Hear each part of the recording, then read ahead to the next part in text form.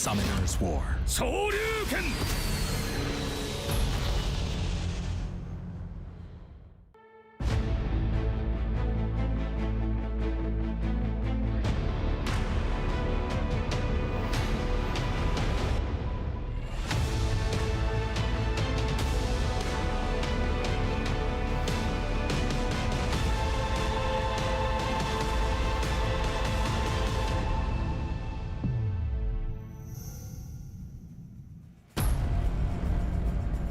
everyone, and welcome to day 2 of the SWC2020 America's Cup preliminaries. I'm Daniel Digon Gonzalez, here to bring you all the action as we get closer and closer to the America's Cup. But joining me, of course, same guys as yesterday. You loved him so much we had to bring him back. It's Make It a Bud and Stoic. Guys, welcome back. How was day 1, and are you excited for day 2? Day 1 was exciting. We saw a lot of upsets, a lot of great plays. I'm excited to see what day 2 has.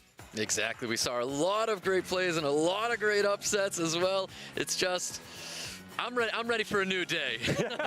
Upsets definitely were abound, but if you're one of those fans of players that got upset, no worries. It's a double elimination bracket. Let's take a look at the overall overview of the America's Cup format. We had 16 players enter.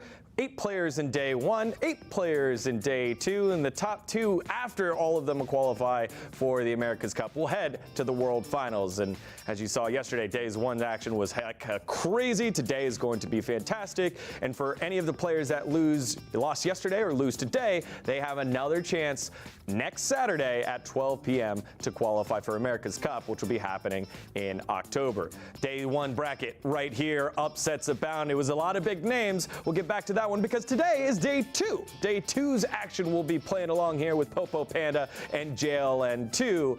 And if any of those players lose again, there will be day 3's bracket where they're seeded based off of what round they lost. If you lost in the first round, you'll be back in the first round of the single elimination bracket. If you lost in round 2, you'll be a couple of steps closer to qualifying for the America's Cup. All right, now let's take a look at the action that happened yesterday. It was a stacked lobby. You had Tree in there, Thompson, Fall Panda, Topa V, a lot of guys that were rated either in the single or double digits of America's region, and didn't quite exactly pan out the way that the numbers said it would, guys, did it?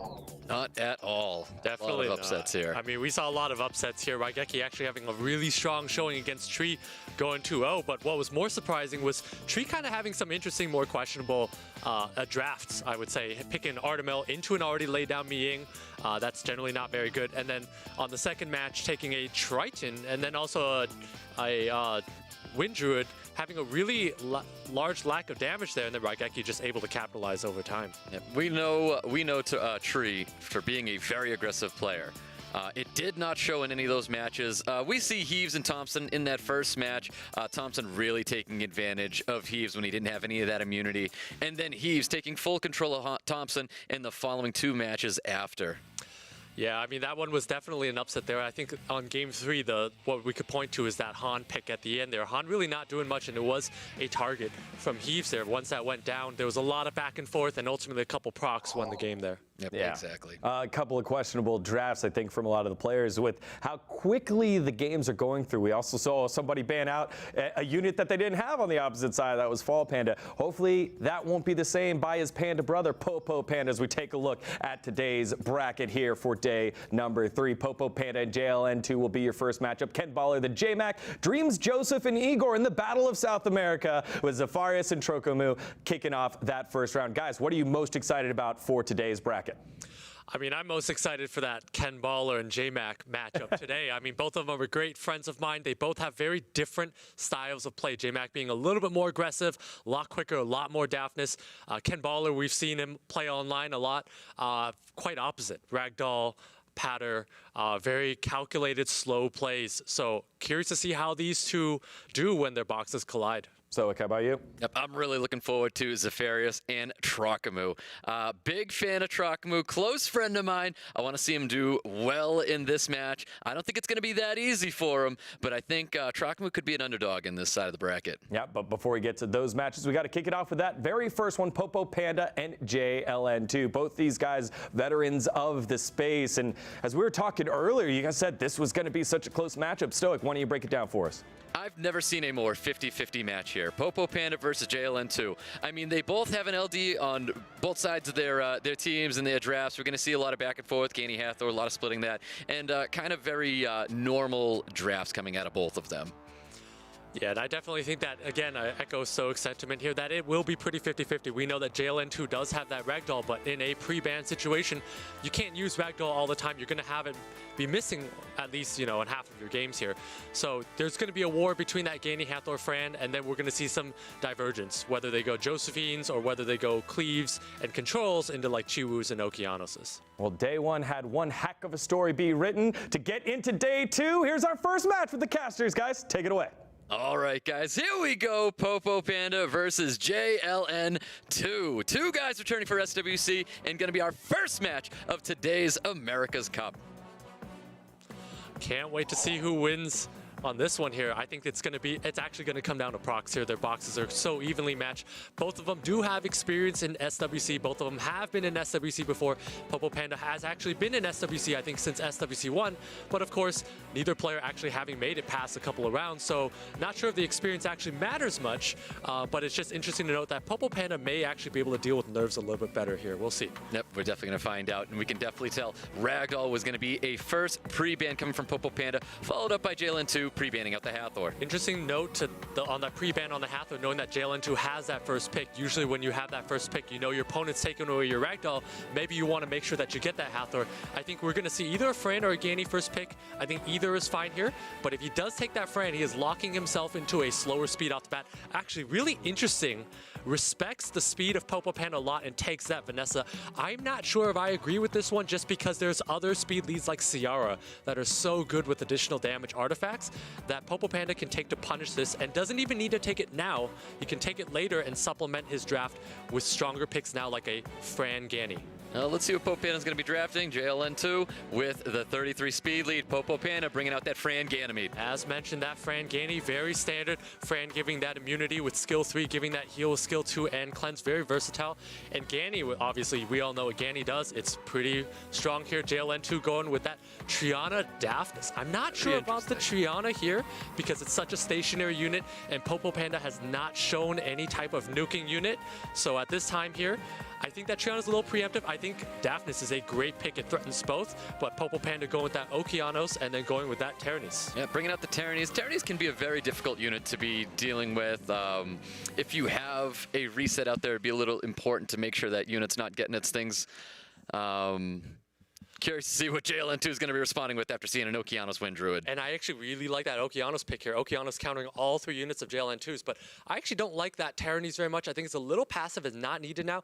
JLN2 dipping from Masha, and Masha gaining a more attack bar with this passive, but there's nothing to let it gain more attack bar now, so he's using it strictly as a Wind Bruiser, and I think as a Wind Bruiser, maybe something like a Fire Monkey would do a little bit better here, but Masha does do a lot of damage. This signals to me so far, I mean, if I'm like JLN2, I'm looking to ban the Okeanos right now. That is the most disruptive unit, but POPOPANDA has a 5th pick, and it's going to be very impactful here. I think the Masha surprised me as well, but just like I was saying before, Sekhmet coming into the picture here, clearly he's going to be letting this Wind Druid through, and a Water Monkey King being last picked by POPOPANDA, I think that's definitely going to be there and ready for a Masha or Sekhmet. Yeah, and so if I'm JLN2, I actually think Ganny is probably the strongest band. I actually think JLN2 has too much fire on his side, making that Water Monkey such a strong pick. He is so set on needing to ban that Okeanos out, and I think in this situation, he's in a tough spot. I give this draft to POPOPANDA a little bit more. This is a very solid draft here. JLN2 has a little bit too much fire. I think we're going to see Ganny's the strongest band here, but again, the Water's also a fine band because he has so much fire. Once that Ganny Oki lockdown gets down, though, that could be the end for JLN2, so he needs to avoid having that happen to him. Yep, well, there you have it. Masha getting banned. Water Monkey King getting banned, and we know a speed lead's coming out here for JLN2. POPOPANDA probably going with an accuracy lead, I want to say, and there you have it. Speed lead, accuracy lead. Let's go. We've got our first match between JLN2 and POPOPANDA to kick us off in today's SWC America's Cup. And we have, sorry, not Hathor. It's a Daphnis taking first turn, looking for a Hellfire onto possibly Fran. And that's the problem, is POPOPANDA taking accuracy lead. The accuracy lead here allows Daphnis to go in front, but unfortunately that Daphnis misses on the Ganny, so hugely lucky by POPOPANDA. Yep, does not get the strip defense break onto the Ganymede. Reset came out onto the Sekhmet. Sekhmet cannot reset that Wind Druid coming. Yeah, and also kind of unfortunate. This actually looks quite in favor of POPOPANDA at the moment because it's going to be quite easy to get that Okeanos Ganny lockdown. JLN2 missing that defense break was absolutely huge. Yep, Fran coming in with immunity attack buffs here, buffing up. Sekhmet looking for a little bit of poke damage to capitalize on this Ganymede. Ganny also being quite tanky here. I mean, POPOPANDA, all he needs to do is stabilize with that Fran, get that Ganny Oki lockdown, and it's going to be over. So, I mean, I think this really favors POPOPANDA's side at the moment. And all he needs to do is get that lockdown. That Ganny is way too tanky at the moment. All right, Vanessa looking to aim at some damage here on Ganymede. Ganymede still standing tall.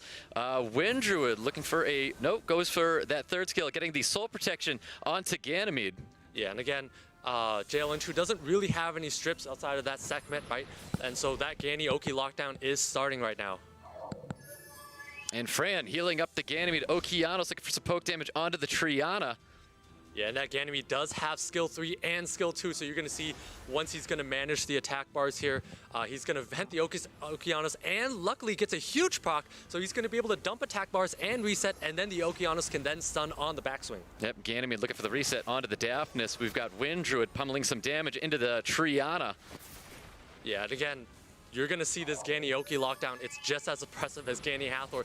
I mean, JLN2 is just, again, we've seen Raigeki play this game yesterday, and this game is basically solitaire. Yep, Ganymede going for some damage here on the Triana, trying to keep this unit down and low. Sekhmet with the attack break coming out onto the Wind Druid.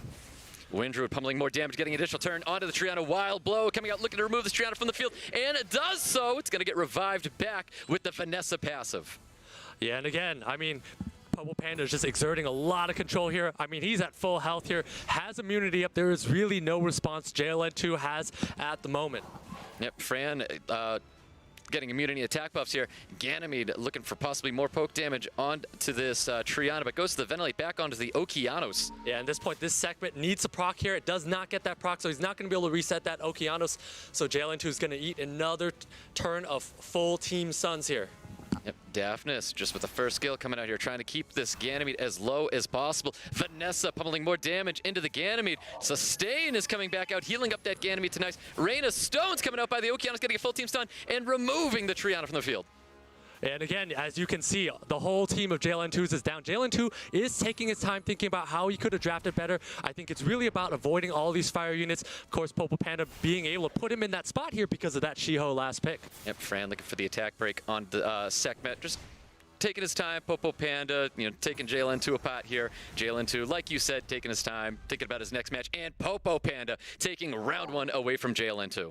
Very strong showing here by POPOPANDA. I think I liked JLN2's first pick, but after that, going with that Vanessa Triana, as you saw, too stationary of a pick here, very susceptible to Okeanos and control from the Ganymede. And of course, when you pick so many fire units, your opponent last picks a water unit. and you actually end up banning the water unit, you're in a lot of trouble. I actually think Ganny should have been the ban because you're hoping for that Okeanos and Shiho to run out of steam and then come back. And that did not happen. Ganny and Oki, too much control there, and that's exactly why you saw POPOPANDA basically playing solitaire while JLN2 basically joined us in the studio and watched the match with us. Yep, there you go. So pre-bans from last time, pre-bans this game. Ganymede getting pre-banned by JLN2, and the Masha getting pre-banned by POPOPANDA. That's interesting to see Masha pre-banned. That's interesting to see it, but at the same time, you know POPOPANDA can't ban out the Ragdoll. Wants to take out Masha, could be because POPOPANDA might not have a Masha. We're not sure, but at the same time, if a Masha's on Swift and POPOPANDA does not have a Swift, does not have Will on a Swift unit, it could be impactful in the draft. Yep, it could be. Vanessa Fran coming in for JLN2. POPOPANDA with first pick on the Hathor. What is he going to do after seeing that Vanessa Fran coming out? And I think JLN2 is actually relying on the Vanessa a little bit too much here, taking it early into a Fran, into the Hathor. I would have liked to see maybe a Fran and maybe an Okeanos here. POPOPANDA's going to go into Savannah. You're going to see a Chiwu coming out later.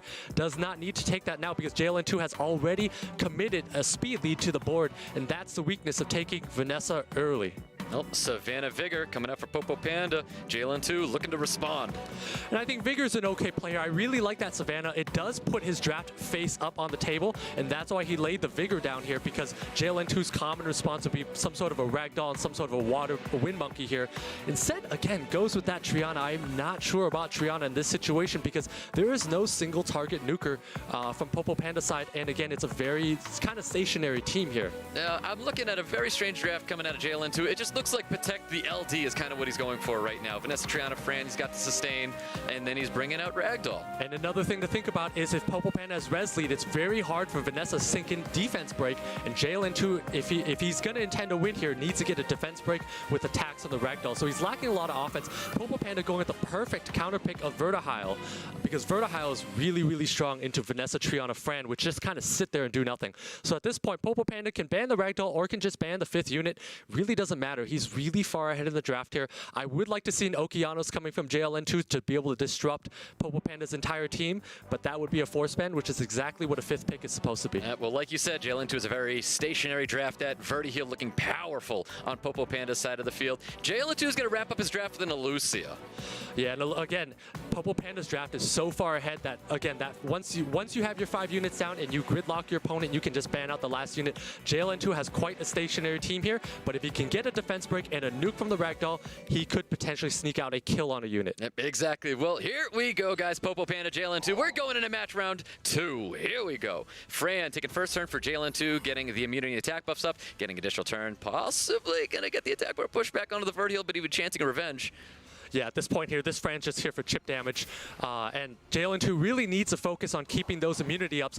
POPOPANDA is going to be patient. That's actually quite a squishy Savannah here, or a very hard-hitting Triana. Yeah, might be a very hard-hitting Triana, but we're going to find out. Savannah looking to pummel more damage into this Fran. That's quite a tanky Fran there. You see that even though it procced, Fran still has over half health. There's that defense break. Vanessa capitalizing on it as well. And it looks like JLN2 is going to be very quick to dropping this Savannah. There it is. That's a big drop there, but at the same time, Tyrannese does have skill 3, so POPOPANDA's going to be able to bring that Savannah out, and it comes back out on the Beast. Ooh, 3-turn defense break sitting on top of Fran with the additional turn coming out by that Vigor, and it looks like Vertihile is going to be pounding right through this Triana passive.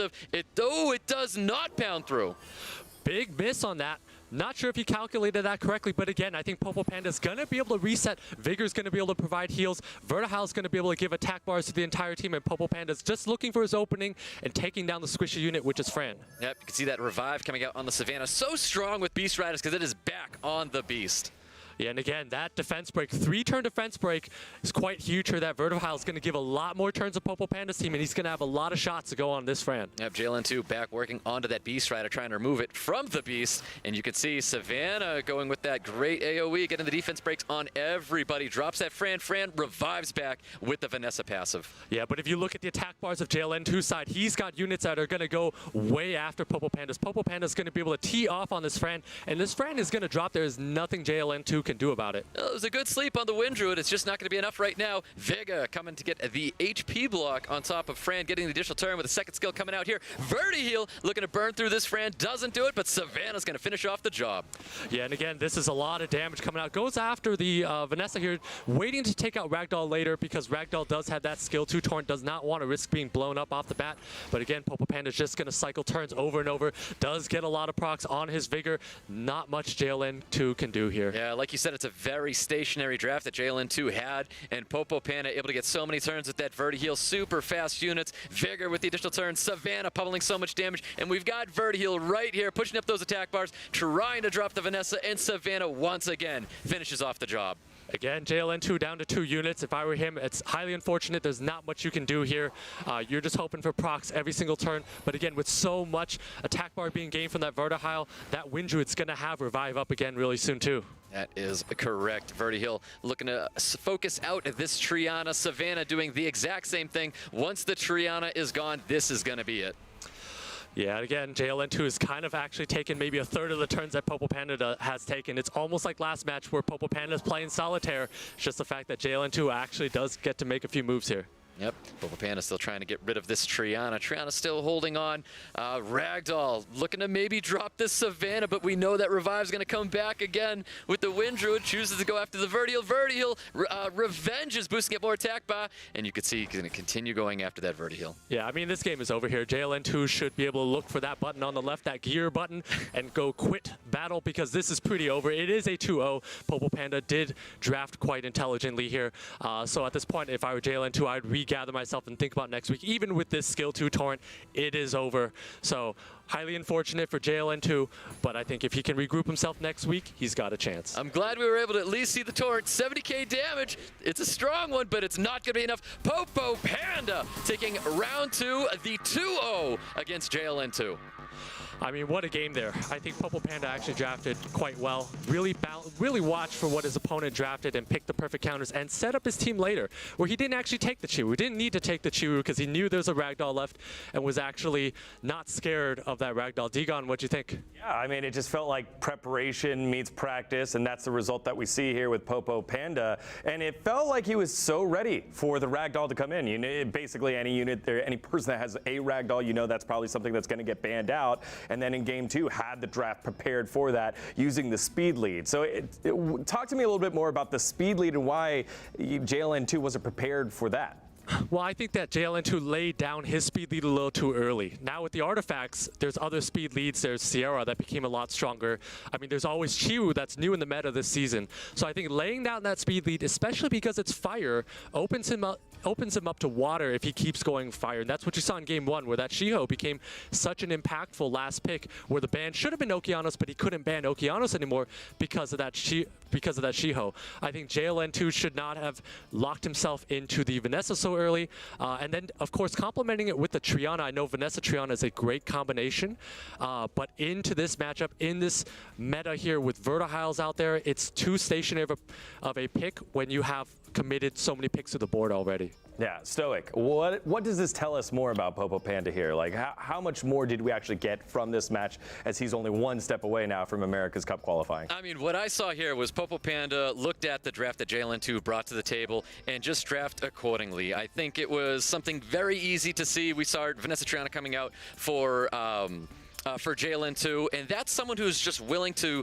receive damage. He just kept bringing more sustain. His only damage dealer in that second match was the Ragdoll, and he brought out an Elucia, and there was no steam. There was no way that JLN2 was able to, you know, create a situation where he could open up this gate. There was just not enough room for that, and I think POPOPANDA just had an answer for everything. Well, he did, and that answer gets him even further in our bracket here. One match away from qualifying for America's Cup. 2-0. We didn't have too many 2-0s yesterday, but POPOPANDA kicking this one off over JLN2. And again, JLN2 will have his opportunity in the single qualification match now next Saturday. Let's move on to the next matchup, though. It's KENBALLER and JMAK. And now, again, these two guys, fantastic competitors. Thoughts on this one? Make it a bud. I can't wait to see this one. I actually think it's a really close I would have said 60-40 in favor of KENBALLER before, because KENBALLER, you've seen him on the ladder, very high ranking, 12 and 29, always plays against the top players and does very well. However, he has that ragdoll pattern, and in a pre-ban setting, he can only use one at a time. And he, because of these units, tends to run a slower lineup. And you'd look at JMAK here. JMAK uses a lot of Daphnis. Daphnis is very good against slower lineups. But again, JMAK not typically ranked up as high, so may not get the same type of practice. So I would say it's actually close to 50-50 now that I think about it. And it's going to be very interesting to see how they balance damage versus control versus speed. Yep, exactly. These two know each other very, very well. I wouldn't be surprised to see something unique coming out of JMAK, because I think he would know KENBALLER to understand everything that he's going to see. But I think what JMAK's going to do is he's going to do something that he doesn't think KENBALLER is going to be ready for. All right, well, the mind games abound. Stay swag again. Will they have the opportunity to find an opportunity to move on and get a win here? Let's find out with this next match. Guys, take it away. Here we go, guys. KENBALLER and JMAK. Very exciting match. Maybe even the match of the day. We're going to find out as we go into the second match of today's SWC. I can't wait to see how this one pans out. I mean, both of them are great friends of mine. I have not seen JMAK do wings in a while. We see KENBALLERs all the time. JMAK is rocking the Stone Star. I think that's Stone. I don't. This is why you haven't seen him do wings. I'm kind of speechless here. I have never seen. I didn't know the star existed, but it does. And actually, when you start off in RTA, you have 1,000 points, and apparently JMAK has lost a few. He's in the Stone Star bracket, but again, in the Stone Star bracket, apparently I guess they first pick Hathor as well. So JMAK showing us that at every level, Hathor is a strong unit. I guess so. So Hathor getting first pick by JMAK. Great response coming out of KENBALLER with the Okeanos Fran. Interesting pick here. There is no Ganny and no Ganny to complement here, so he goes with that Okeanos. I think it's a little premature. JMAK going with the very neutral picks of Ileana, Vigor. Vigor being pretty good to be able to give him turn 2 control. At the same time, Ileana giving him a lot of versatility with both of these units here. Yep, well, KENBALLER looking to respond after seeing that Ileana and Vigor. Definitely could be seeing the Ragdoll right now. We've seen it a lot from him. There's the Ciara. He's got one more pick here. Yeah, and we're going to see Ciara Ragdoll. I'm actually not sure about the Ragdoll here, just because JMAK has not represented a lot of crits on his side. I do like that Ciara pick, because Ciara, even though things may be on immunity, it does a lot of damage with this auto attacks with the additional damage artifacts here. JMAK going through a really, really aggressive comp of Chiwu Daphnis. And if I'm KENBALLER looking at this, JMAK's only weakness in this comp is his Daphnis being squishy. Otherwise, this is a very well put together comp with defense break, with heals, high speed. It's not clear who's going to take the first turn lead, so I really like JMAK's draft here. Ooh, we're seeing an Annabelle coming out of KENBALLER. I personally like the Annabelle. I think Annabelle's going to be a very strong unit, but I think the Ileana might be stopping this. Interesting pick here. We don't actually see Annabelle very much. We do see it on KENBALLER's stream, but we don't see Annabelle very much. Daphnis being the ban here, so KENBALLER's basically content to go to sleep off turn 1, and JMAK's going to need to take advantage of this with his Ileana and Hathor. Well, speed leads for both players here. JMAK and KENBALLER, round 1 between the two of them. Who is quicker? And it's going to be the Chiwu getting not a full strip onto this Ciara. And actually, that just means that Ciara is going to be the first target of choice to go down. And actually, that anti-crit is going to put a dent into the Ciara. The Ciara is not going to be able to crit as much, not going to be able to do as much damage. JMAK just needs to be able to land the defense break from the Vigor in order to take down Ciara, and that's what JMAK is going to need to win here. Yep, that's right. So not a lot of critting with that first kill, but a crazy 2-turn sleep coming out of Chiwu. I mean, apparently there are 2 Hathors on the board at the moment, and JMAK has gone now for the squishy unit, which I do like because this is a higher chance to land defense break. And he lands that defense break onto the Fran. Fran not looking very good right now, and we can get a boost up coming from this Ileana. We're definitely going to get a boost up, and also everything's on speed lead, so everything's going to go in front of this Fran. Fran's going to go down here. Fran is definitely going to be going down here. Vigor was able to apply a lot of damage. Oh, Chiwu looking to finish off the Fran. Fran is not down yet, but Hathor finishes off that Fran. Hathor uses skill 2 to do more damage. Chiwu unluckily did not get crits, but doesn't matter. That Fran is down. Fran is down. Glancing does apply to this Okeanos. We see the additional turn coming out of Annabelle. And this is definitely a decision point here, but KENBALLER decides to go for the aggressive route. Unfortunately, does not get to slow most of JMAK's team. Oh, just one slow on the Chiwu, and defense breaks out on Ileana. Chiwu looking for a full team stun, not receiving a full team stun with this Okeanos. Now, this Okeanos, I mean, does have glancing, so 50-50 is pretty fair on it. Right now, Okeanos does not have skills. KENBALLER really needs a Sierra to pop off. Spear Devastation does land on top of the Ileana. We see a third scale primed and ready on top of this Vega.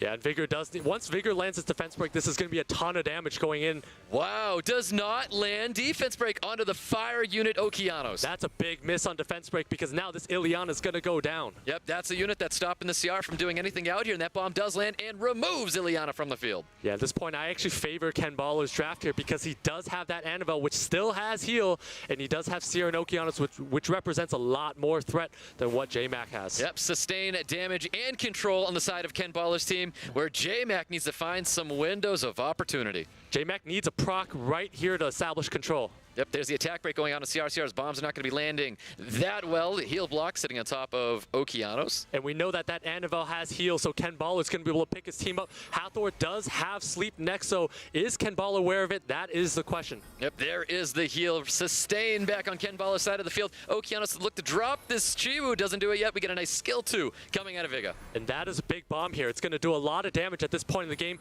KENBALLER is going to go to sleep here, but can JMAK take advantage of it? That's the question. Yep, bomb is sitting on top of that Hathor, but Daily Promise is coming out. Can he get the sleep on everybody? A little bit of attack bar of resistance.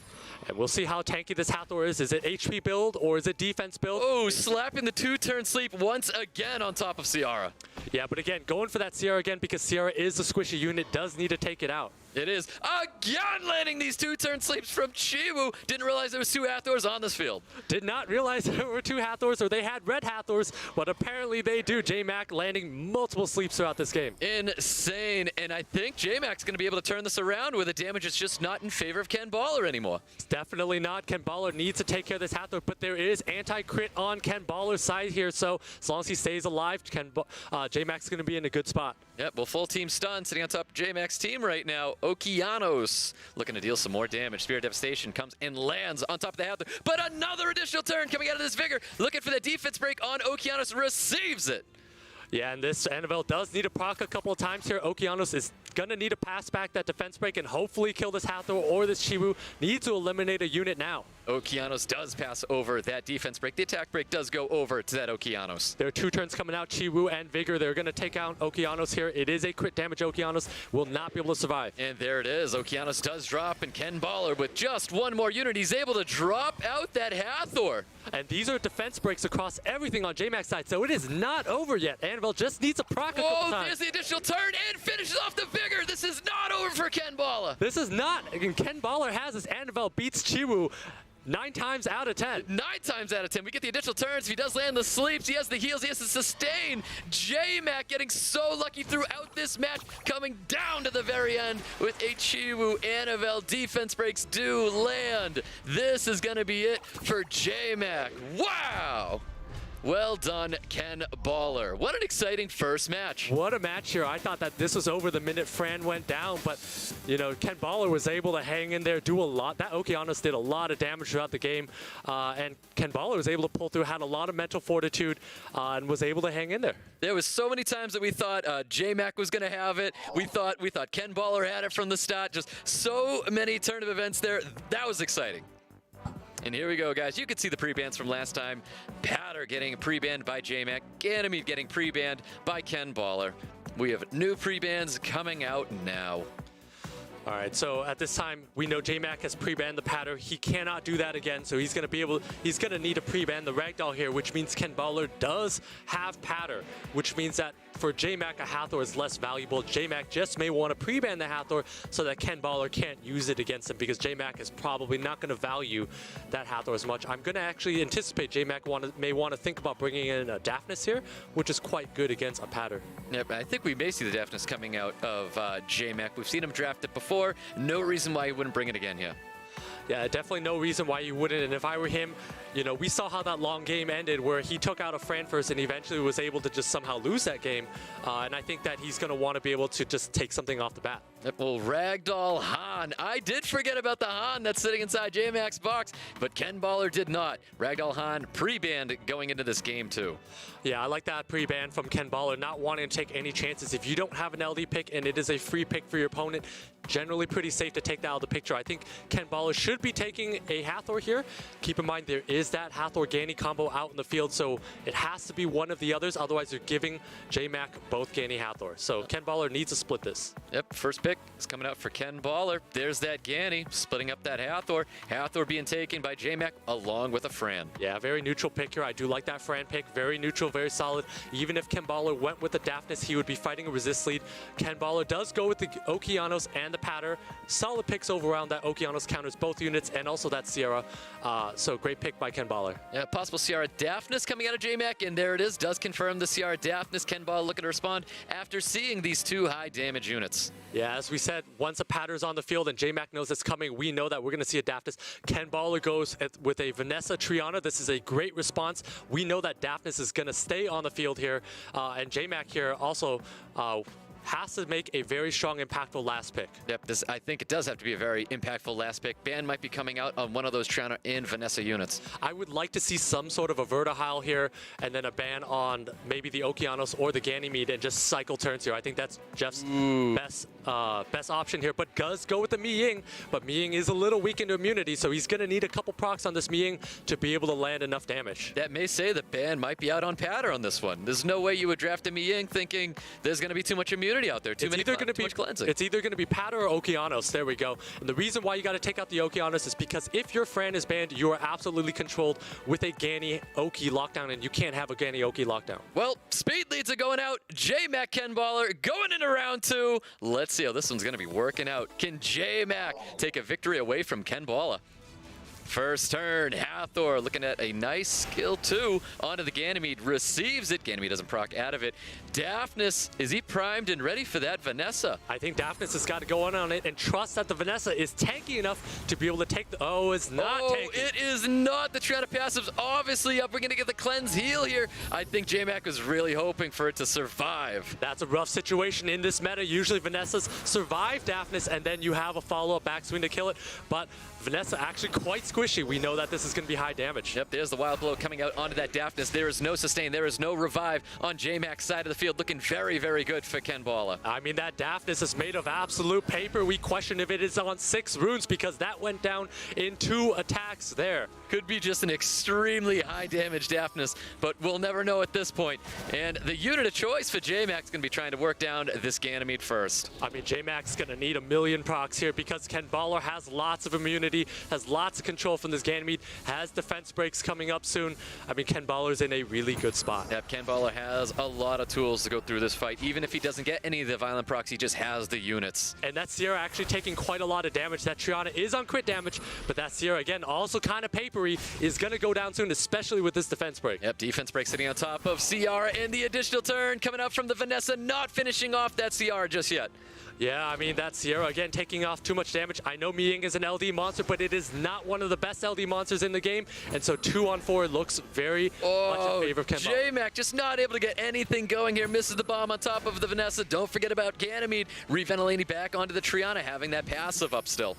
Yeah, JMAK needs to go for it with this Mi Ying here. This Sierra is pretty much dead. There are 2 units taking turns in front of Sierra, and Sierra's going to go down. Yep, there's the wild blow on a CR. I don't know how JMAK's going to come back from this one. Looking for an attack break onto Vanessa. Can't even land the attack break. I don't know how JMAK's going to come back from this one either. Even if we went to DC KENBALLER and KENBALLER's team went on auto, I think KENBALLER would have this match.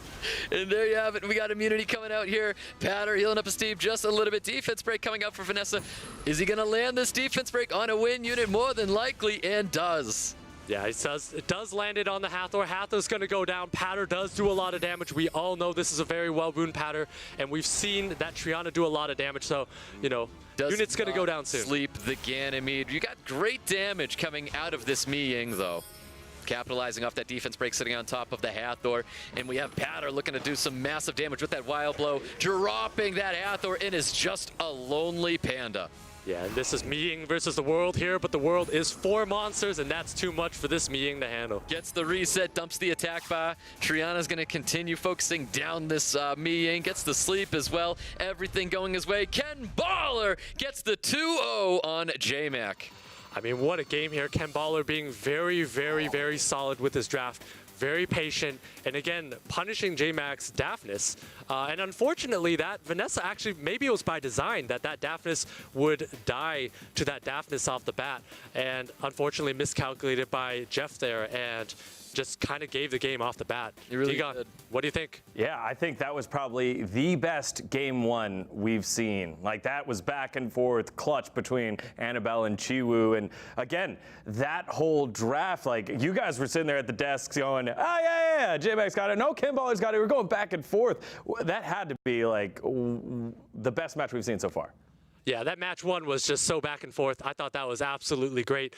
That match 2 was a little interesting. I really liked KENBALLER's response, and I bet you it was probably intentional, being someone that plays at that high in the ladder, that Vanessa would die to that Daphnis off the bat. Once you're able to heal, and that Daphnis has committed so much of that board, that skill 3, and does not take off a unit, it's basically a sitting duck. And going down 3 to 4 so early in the match is pretty rough. Yep, that first match between JMAK and KENBALLER, those are one of those matches where you can really appreciate Summoner's War. You understand it is an RNG game. You understand that there's a lot of things that can go your way or not go your way. We had great back and forth, and we can all appreciate a great back and forth match. Yeah, and then just in game 2, the Ragdoll Han banning, picking and banning, to me, then that leads to the separation of Hathor, Ganymede. And can you guys speak to it just a little bit? Why would one take Ganymede over Hathor or Hathor over Ganymede if both were up? Well, that's a good question. I mean, it really depends on how you want to set up that draft. I mean, Ganymede is very, very versatile with skill 3 being able to reset and dump attack bars, and skill 2 being able to ventilate. So Ganymede can pair with a lot more units, generally better in a little bit more aggressive comps. But Hathor is just so oppressive on its own. You're able to sleep, you're able to blanket sleeps. The difference in this matchup is that when KENBALLER has a patter, Hathor generally becomes less valuable, because patter with its skill 3, basically once it's CC'd, pops awake and is able to go into beast form and then cleanse his team and wake it up. So Hathor at that point becomes a dead pick. So Ganymede being able to pair with different things becomes a stronger opening pick. Yep, Ganymede was able to lead the way to a victory here as we take a look at our bracket. Halfway done with the quarterfinals as KENBALLER and POPOPANDA will tussle for that America's Cup spot. But up next, it's the South American battle. I've been waiting to say it. Get your jaws ready if you are a fan of Igor, because it's Igor from Brazil against DRMZJOSEPH of Peru. Again, these two guys, well known in the space. DRMZJOSEPH so close to qualifying last year. Thoughts on this matchup, guys? I mean, I think I'm going to have to favor the Brazilian in this case here. Força Brazil! Força Brazil! They're going to love it. They're going to love it. It's a very, very exciting match. DRMZJOSEPH, he's still a strong competitor here, so I don't think Igor has this one. It's not going to be an easy one for him, but I'm going to have to give it to our Brazilian here. Yeah, and I actually feel like it's going to be in favor of the Brazilian just a tiny bit. I know DRMZJOSEPH is a former America's Cup champion. I know his tagline said a former champion waiting to reclaim his throne, but he hasn't had that throne in a very long time. He doesn't have the LD monsters to back it up. Igor does have that Gianna, and just as pure uncertainty of Igor, his speeds and his box, I think is going to be very difficult for DRMZJOSEPH to deal with.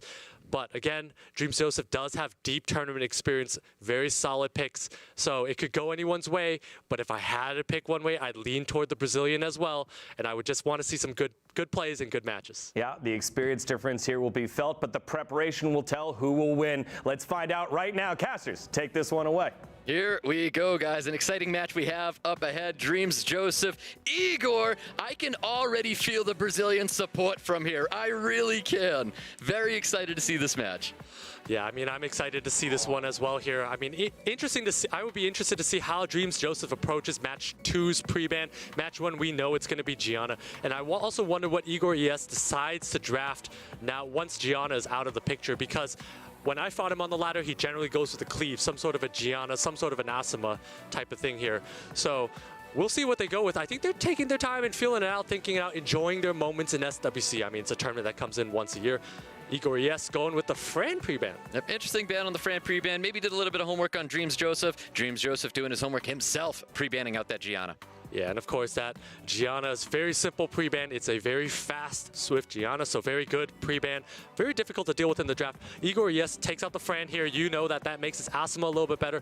Goes for that Sierra first pick is interesting because he gives up Gani Hathor off the bat. Yeah, well, Sierra first pick coming out of Igor. Vanessa Hathor coming out for DRMZJOSEPH. Interesting pick by DRMZJOSEPH, taking the Vanessa at this point. I don't know if he wants to lock that in. He does not need to lock in Vanessa now because IGORES should not be taking Vanessa and Sierra together because it's very weak to immunity. So Vanessa a little early, I feel, but it does open up DRMZJOSEPH's later picks where he doesn't have to completely go with speed. But this kind of primes Joseph for an Okeanos later. IGORES does have a little bit of a decision here. Does he want to keep contesting for speed?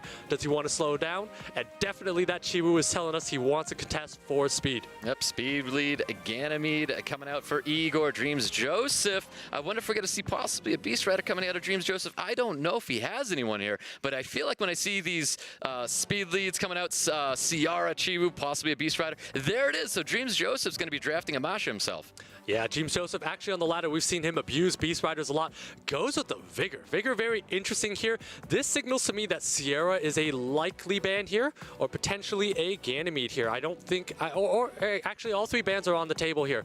But Vigor is good for just turn 2 play, and also allows that Beast Rider to do a lot more damage. That's right. I mean, I don't know if he has that Vigor in front of that Beast Rider. I would imagine the Beast Rider's faster than the Vigor to get that defense break in front of it. May not need it with the Masha.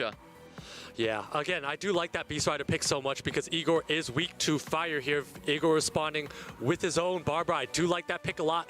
And responding with the Water Monkey, the question is that Water Monkey swift or is it violent? Not too sure, but we're going to find out. Doubles down with the water units, and DRMZJOSEPH looking at a Josephine. I think he's letting that Water Monkey through at this point.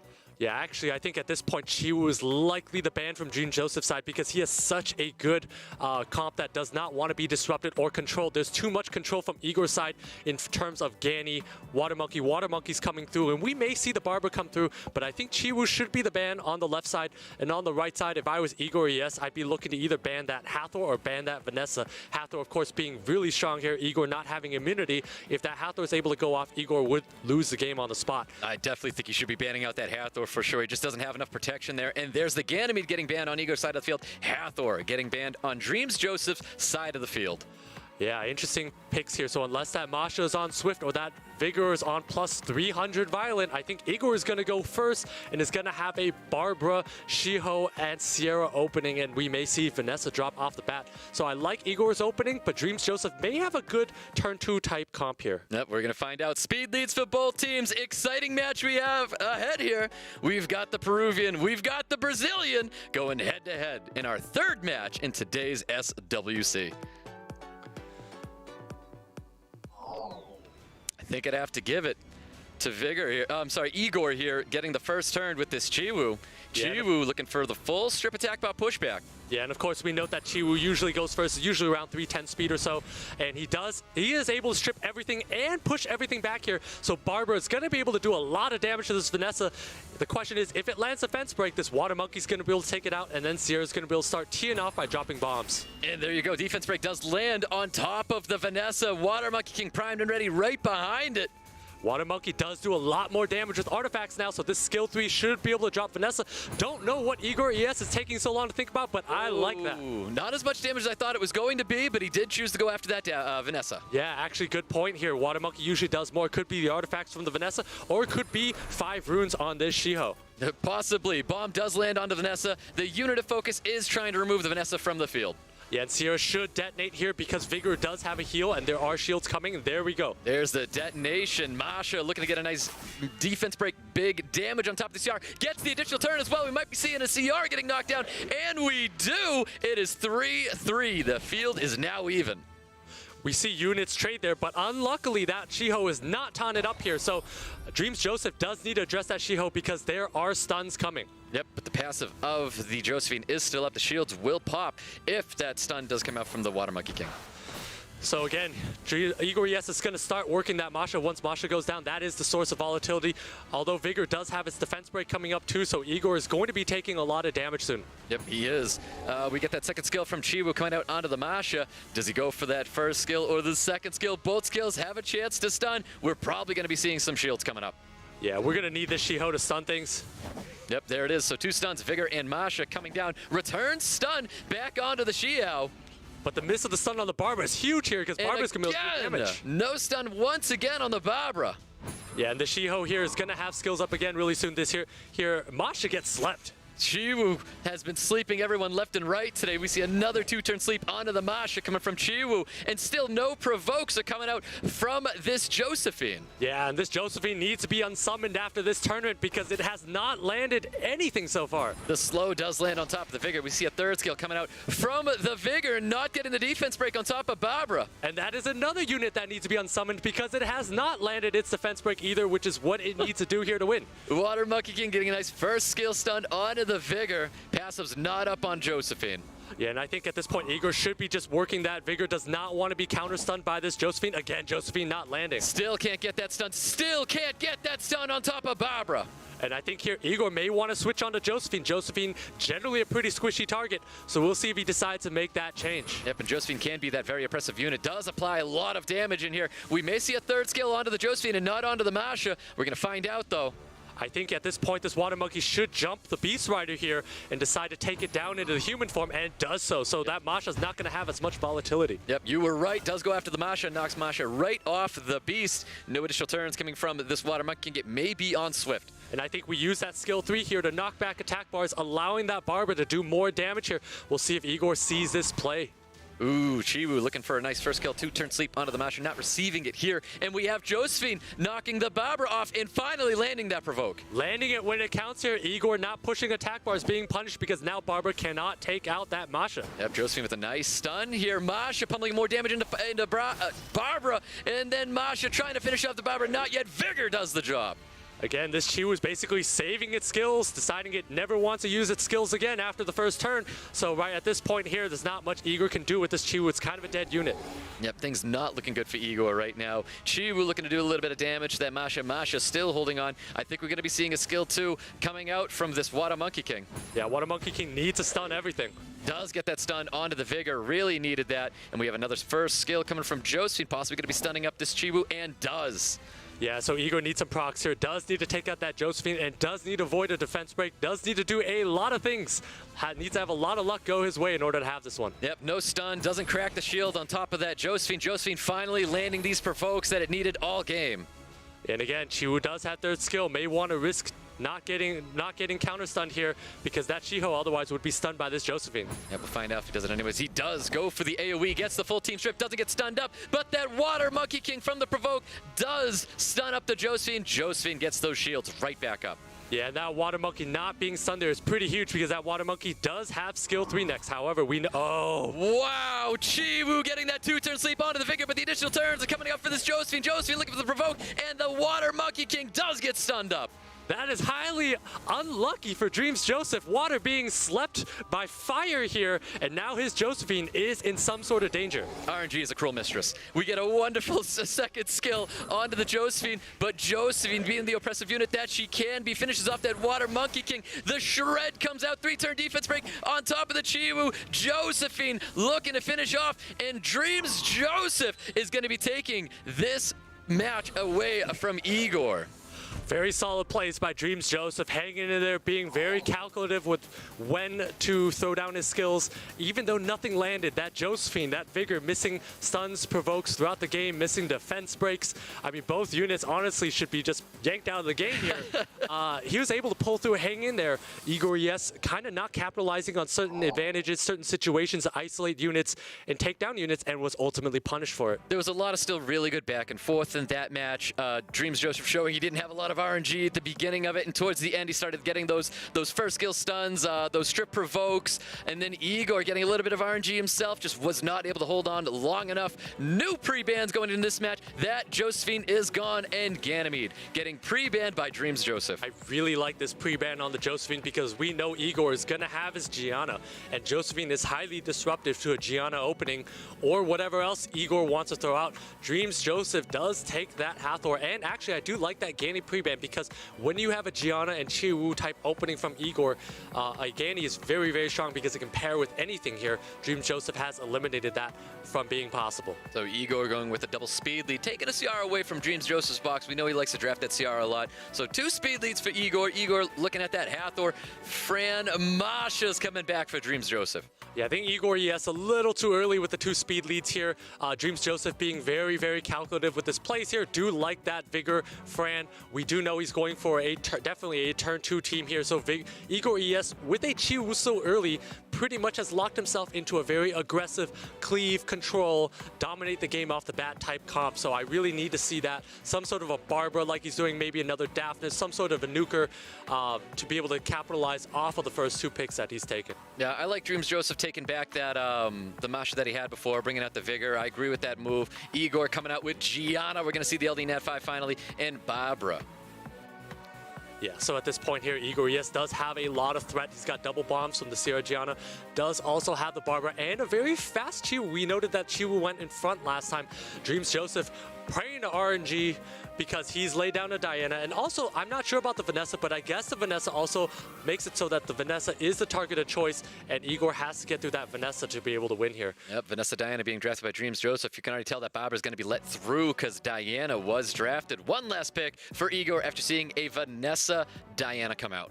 Yeah, good call here. That Barbara is going to be let through, and at the same time, that speed lead is highly disruptive. We don't know how fast that Hathor is. That Chu is quite fast, though, but Igor, yes, does have double strip. I would like to see some sort of a cleave unit. Goes with the Jaeger. I didn't know he had a Jaeger. This is very surprising to see, but it's amazing to see it. That's an awesome pick for Igor right now. I'm curious if DRMZJOSEPH was ready to see a Jaeger here. Jaeger's an interesting pick because it is hard countered by Vigor here, and also attack breaks from that Hathor and that Fran do disrupt Jaeger a lot. So I'm not actually sure about Jaeger, this Jaeger pick in this situation. DRMZJOSEPH is definitely not going to be banning that Jaeger. Probably going to be opting to take out one of the speed units, and that is exactly what he does in Gianna. Yeah, so banning out Gianna, Hathor getting banned by DRMZJOSEPH. Interesting draft for both of them. I think DRMZJOSEPH might be a little safer than Igor's draft. Igor being very, very aggressive. Igor also representing, yeah, exactly, representing a lot of damage here. That Chiwoo is going to go first, and you're going to see a Barbara into a Sierra. But again, that Vanessa super tanky from DRMZJOSEPH. So we'll see if that Vanessa can survive that opening onslaught. Well, once again, we've got speed leads going out, guys, and we've got game 2 between Igor and DRMZJOSEPH. See if all that damage is going to work out for Igor, or is DRMZJOSEPH going to out-sustain? Let's go. We've got Chiwoo taking first turn, looking for a full team strip attack bar pushback. Exactly, and I think it's okay to go with the attack bar pushback and push the Diana up and force it in an awkward position because DRMZJOSEPH is going to be not exactly sure what he needs to do here. I do like that shield, very patient, knows that he's going to face a lot of damage off the top. Yep, looking to get a little bit of damage, obviously not stunning up this Jaeger. Barbara looking for the focus here, maybe back onto the Diana. Yeah, well, I actually think that Vanessa does need to be addressed, and he applies that defense break, which is huge considering Jaeger and Sierra still have to move. Yep, that's right. Big second skill coming out from the Vigor, getting that anti-crit up to save that Vanessa, who has now been defense broken. We have Sierra with a bomb. This could be planted onto the Fran, and does so, trying to keep that immunity sustained back on DRMZJOSEPH's side of the field. He has to set this bomb off, or else the Fran can still cleanse. Yeah, at this point here, Igor knows that he can't go on Vanessa because Jaeger does not have stacks left and does not stun. Stun onto the Fran. Fran's going to get it sustained here, and that anti-crit's not going to matter when this Justice comes through. Yeah, highly unlucky here that Fran's going to be able to throw up shields and attack buff. Massive damage, but we see it. Violent Proc is able to hit it once again. It needs to deal a lot of damage before this Fran heals it up. So had that Sierra bomb been on that Vanessa, Vanessa would have gone down. Now, Vanessa would have been going down here. Diana looking to finally transform, and we're going to hopefully see a little bit of turn cycling coming from DRMZJOSEPH's side of the field. Yeah, I think I like DRMZJOSEPH's side of the field, though. Once he gets his Fran online and starts stabilizing, he's going to be able to pick off units, probably start with this Barbara, then work his way around to Sierra. Yep, unit of focus is going to be the Barbara for DRMZJOSEPH. DRMZJOSEPH getting his immunity attack buffs up here. You see Diana transforming once again. Possible stun going out and does land onto the Barbara. However, once his Jaeger does get to move, it's a lot of damage. It's got full stacks at this point. It does, but that defense break sitting on top of Jaeger. Jaeger being the unit of choice right now. Yeah, DRMZJOSEPH needs to take it off the table here. This Jaeger does hurt a lot. It is on Violent. It's not on Vampire, so it is a little bit weaker later in the game. That's right. It's not going to be sustaining itself, and Igor does not have any sustain whatsoever. It looks like he was looking for a 2-turn sleep onto the Diana, not receiving it. Vigor dropping the Jaeger. Those are 8k shots per hit here. This Vigor's clearly on crit damage, clearly very well ruined, and DRMZJOSEPH is basically stabilizing right now, and Vanessa's almost at full health. Yep, Diana looking to cycle more on top of this Barbara, dropping this Barbara right off the mount. Not looking good for Igor. Igor really being put on the back foot here. Igor basically needs 3 procs a turn in order to come back and is not getting at the moment. Lots of damage coming from Sierra. A lot of damage coming from Sierra. Sierra is able to cycle a little bit of attack by getting additional turn here. Bomb is coming out and still needs to drop this Vanessa. Still needs 3 procs a turn. Bomb does come out onto the Diana instead. Yeah, Bomb going on the Diana. Does not want to face a proc from that Diana, but at this point, I think he needs to play a little greedy here. This Barbara needs a proc, needs a bank on that. Diana cycling does get blown up because of that bomb, does get stunned up. Barbara looking to apply more damage to this field as it chooses to go after the Vanessa. Yeah, he needs to go after Vanessa at this point here to remove that from the table and then remove the Diana, and that's exactly what he's going for. Yep, a lot of damage coming from Barbara now that it's off its mount. It's going to be dealing a little bit more damage here. Chiwu, possible second skill, maybe even a first skill, hoping for a 2-turn sleep. He needs a little bit of RNG, and Igor went for it. Big moves, gets that 2-turn sleep onto the Diana.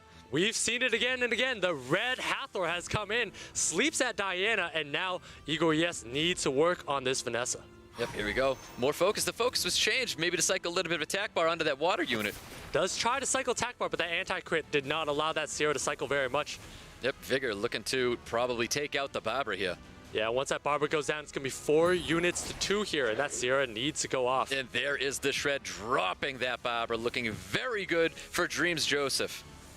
Yeah, looking very good for DRMZJOSEPH here. He has 4 units. Vanessa passive has not been blown, and Vanessa's about at half health here, so IGORES does not have any steam left. Oh, Vanessa getting the 2-turn defense break on top of Sierra. Sierra taking more damage from that Vanessa. Bombs coming out, and Igor needs anything he can get right now. I wouldn't be surprised if I only first skilled, hoping for just 2-turn sleeps across the board. And to add insult to injury, that last bomb that would not have mattered anyways does not land. It does not land. It really isn't looking good for Igor.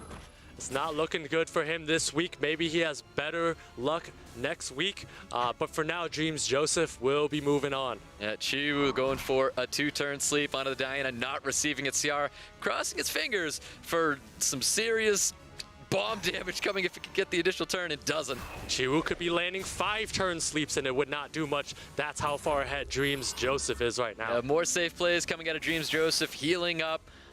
Vigor healing up with that second skill as well, looking so good. Igor, I think just enjoying his time here.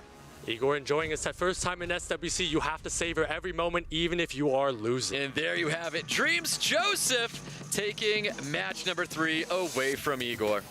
I mean, what a commanding style of play from DRMZJOSEPH. There was no question he was ever going to win, to be honest. I mean, his drafts were solid, his plays were well calculated. I really like how he set everything up, laid out his plays, and just methodically picked off units. Well, DRMZJOSEPH is another one of those strong players for America's Cup. He shows he has that experience, and I think he proved it in this match, didn't he? Yeah, I think expected result here. Again, it was really exciting to have Igor hop on and represent Brazil, such a passionate region. And he said in his interview questions earlier, he was excited because not a lot of people know about him and try to use the element of surprise. And there was a little bit of a surprise in that Game 2 draft there with the, is it the Light Dragon Knight, right? That's correct. The Jaeger was definitely a surprise here, but as you saw, DRMZJOSEPH was not even phased by that. And Jaeger's usually very strong in ladder, but when you pick Jaeger into a Vigor and you pick it into 2 units, Fran, Hathor, that have attack break, Jaeger doesn't do very much, as we saw. It wasn't able to down the Vanessa. You have anti-crit. Vanessa was able to stay up, and ultimately Igor brought in a ton of damage, but there were 4 units left on DRMZJOSEPH's side. Yeah, exactly. I mean, DRMZJOSEPH had the answers for a Jaeger. He had the defense breaks, he had the attack breaks, and those are the main things you have to do for Jaeger, because you can't stun this unit up. So that means you want to defense break it, you can easily remove from the field, attack break it, and you're not going to be seeing those big crits that you can coming from Jaeger. You know, I think one thing I'm going to take away from this match is just the prevalence of Chiwu right now, right? You're saying the red Hathor and how Hathor is, doing his job, but now Chiwu, kind of like budget Hathor coming on in and affecting these drafts just a little bit. Do you think this is something that is going to evolve as the America's Cup gets closer and closer? I would say so. I mean, in any draft here, as you've seen in the meta, that a lot of drafts revolve around when do I take control of the speed game. Chi was a very much a I'm going to take control of the speed game unit because it brings speed lead and it brings strip and knockback on skill 3. So once you remove that from the table, and if your team still outspeeds, that is how a speed team takes over the game. And if that Chiwu was not banned a lot of times and he has enough speed units, controlling units under it, the game is also over. So being able to get into that position with that Chiwu is what a lot of these players look for in their drafts. Yeah, well, with the draft happening so fast, these players have to be so quick on their decisions. DRMZJOSEPH, a veteran, was able to pull back from his experience and move on in day number 2. That leaves only one left. It's ZEFARIOUS and TROKAMOO trying to get themselves into the semifinals and only one win away from the America's Cup. TROKAMOO and ZEFARIOUS, this is the one you were excited about, Stoic. Yes, it is. My boy TROKAMOO. He's going to be a real strong unit. But we've got ZEFARIOUS right here. And ZEFARIOUS, once again, he's another Gianna user, just like TROKAMOO. So we're going to see them going back and forth with that unit. Yeah, it'll be interesting to see how the Gianna abusers play against each other. Gianna being probably the strongest LD Nat 5 on the ladder at the moment. That is the reason why you see a lot of high-ranking players. They all have Giannas. And again, you see TROKAMOO, both of them most picked units on Gianna. However, TROKAMOO does have more LD Nat 5s in his back pocket. We know about that Wedgeat. It's out there. We know about that Nyx, that Asima, and probably a million others that are not good, but in his storage here. Can't wait to see what he decides to put on the table. Interesting to see how they play around this Gianna dynamic between the two of them. Yeah, interesting to see that ZEFARIOUS didn't change from Season 12 to Season 13, his first 3 picks. They were always the same. How will it pan out? Let's find out here. SWC 2020, the final quarterfinal matchup about to happen right now. Take it away, guys. Yep, super excited to be watching this one here. TROKAMOO really trying to support this guy today. I want to see him do well, but he does have a tough match ahead of him. He does have a tough match. I mean, ZEFARIOUS being very high on the ladder because of that Gianna, very strong unit, of course. And of course, when you're up that high, you do have a lot of experience playing high-level players.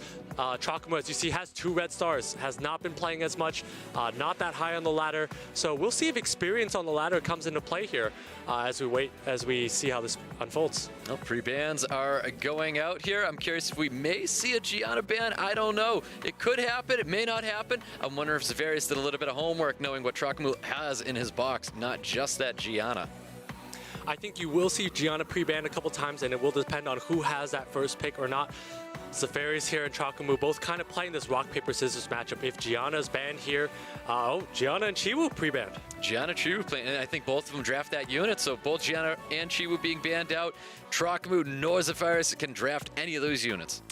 Yeah, and so ZEFARIOUS is likely going to take that Hathor first pick here because the whole point of a Gianna first pre-ban is to ensure that you get that Hathor first pick. TROKAMOO has to take that Ganymede away, does not want to give up that Ganny-Hathor combo. I would like to see a Fran pick from him, very neutral unit. Sierra's also acceptable. We've seen Sierra become a lot stronger in this meta with his auto attacks, basically tripling in damage from these additional damage artifacts. Yeah, I think these two players are going to be digging into each other's box a whole lot here. The split of Ganny-Hathor, the Ciara's taken, the Vanessa take, and the Fran as well. These two are digging into each other's boxes. Yeah, and that Vanessa Fran making a lot of sense here. That Fran, very neutral unit. We've seen it do a lot of work in terms of providing shields, attack buff. Vanessa makes a lot of sense because ZEFARIOUS still wants to kind of put speed in the question in the draft. I would like to see an Okeanos from TROKAMOO, and I do like the Barbara. Barbara being very good into Vanessa and also being able to boost up the team. Goes with the Barbara, goes with the Okeanos. Solid picks by TROKAMOO. Yep, TROKAMOO with a very strong draft. ZEFARIOUS seemed to make a great counter pick after seeing these 4 units, knowing he may not have to even deal with this fifth unit. Yeah, at this point here, TROKAMOO is looking to potentially ban out Hathor, or if he sees an opportunity to capitalize with speed, would take out Vanessa. It's up in the air. ZEFARIOUS has a very difficult ban to make here. Does take that Savannah, which is quite interesting, and the Fire Art Master. It's very interesting to see this unit. I think this unit still needs to get a little bit of work. You know, bounce patch coming. We may see a change to these units. So if TROKAMOO does have a Gemini locked in, he's going to be able to take over this game here if he chooses to ban out Vanessa. So I'm not sure about that Fire Art Master. Does not provide speed lead, does not provide strip, does not really impact the board a lot. TROKAMOO going with a Leo. Bringing out a Leo, I think TROKAMOO was trying to read the ban here, that Barbara would be getting banned out and he'd be letting the Savannah through. Well, at the very least, we know that it's interesting that even though he has that Barbara, he is essentially telling us he's letting that Savannah through. Okeanos does get banned, makes a lot of sense, and Hathor also being banned makes a lot of sense as well. Here we go. Okeanos, Hathor getting banned out. Speed leads for both teams. Really depends who's going to be quicker here. Well, Leo's going to be the quickest on the map, as we know. But second up will likely be that Savannah, because Savannah with a 33 lead is oftentimes faster than a Barbara with a 24 lead. So it'll depend on what TROKAMOO has on Will, and if he's able to take out that Vanessa off the bat. All right, well, here we go. Looks like ZEFARIOUS going to be taking first turn here, minus that Leo, of course, on TROKAMOO's side of the field. Let's go between our first match with TROKAMOO and ZEFARIOUS. And here we go. Leo, as we said, taking first turn here. All units willed up. No attack bar going to be pushed back here. Yeah, we know that ZEFARIOUS does like to use Will a lot. That is quite a fast Fran being able to move in front of that Barbara.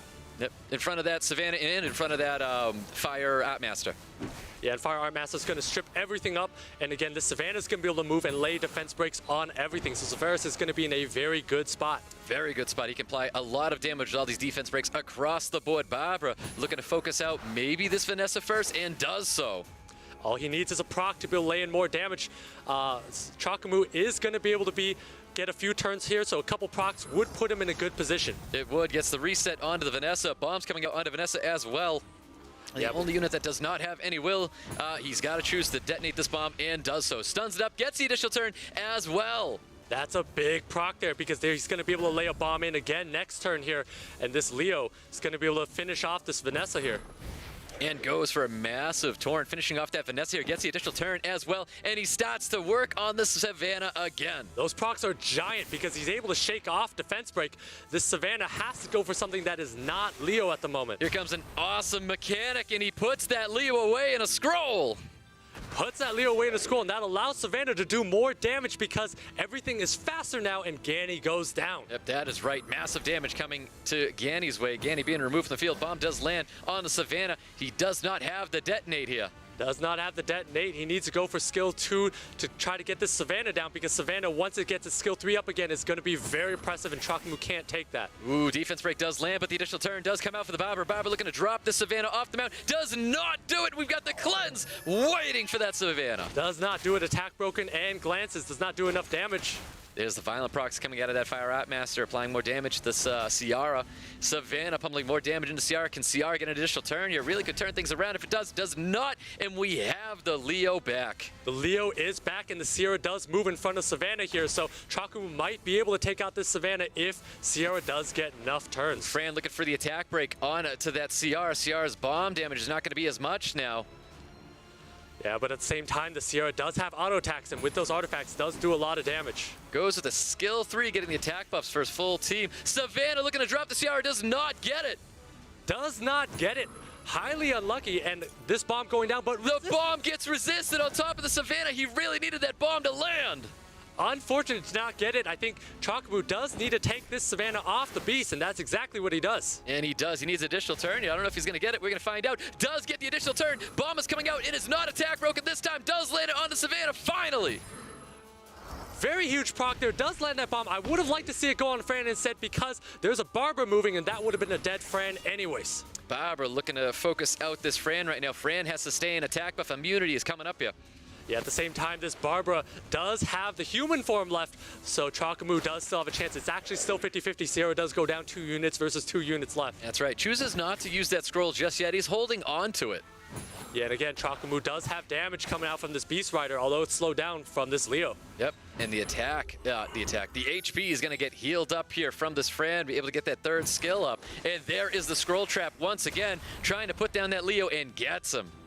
Yeah, so unfortunately, TROKAMOO, I think earlier, not taking out this Fran with the bomb landing on Savannah is probably going to cost him here. Does get a proc, though. The additional turns are coming out. TROKAMOO has more damage coming Fran's way. Yeah, and he does wisely saves that move, because he knows that once it gets off his horse, it does do a lot of damage. And does gets the attack break. And then we have Barbara knocked off the Beast. Still looking pretty good for either one of these players. It's not over yet. And I think Barbara needs to go down. ZEFARIOUS should be targeting this Barbara, because at this point, Leo's going to be able to take out Fran once it gets a turn. He's got to be careful. He doesn't put it in Torrent range. Torrent will do a lot of damage right now. Barbara looking to finish off the Fran, gets the additional turn, and I think that's going to be it for ZEFARIOUS. I don't know if this Fire Out match is going to be able to finish it.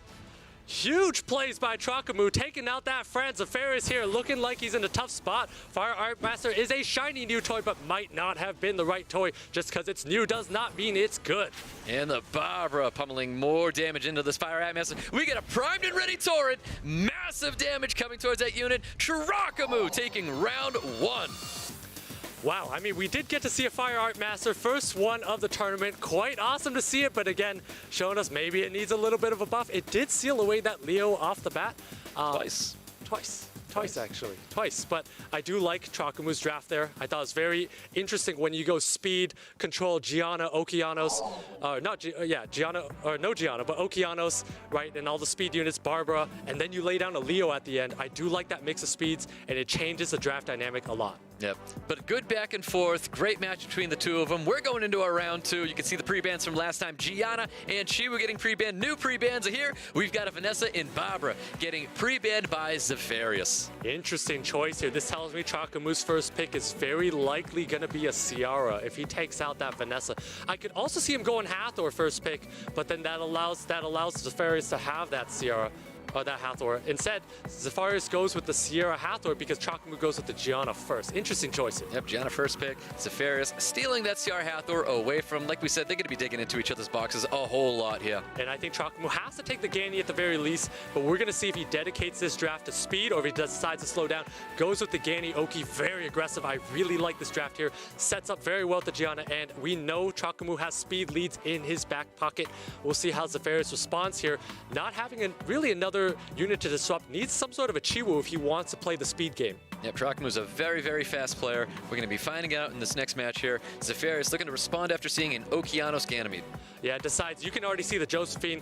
We know ZEFARIOUS is not playing the speed game, going with the Fran Josephine. So at this point, if TROKAMOO's able to lock down this draft and capitalize on the fact that he has faster units, he can gridlock ZEFARIOUS out with some sort of a Gemini, some sort of unit to be able to snipe units off the bat.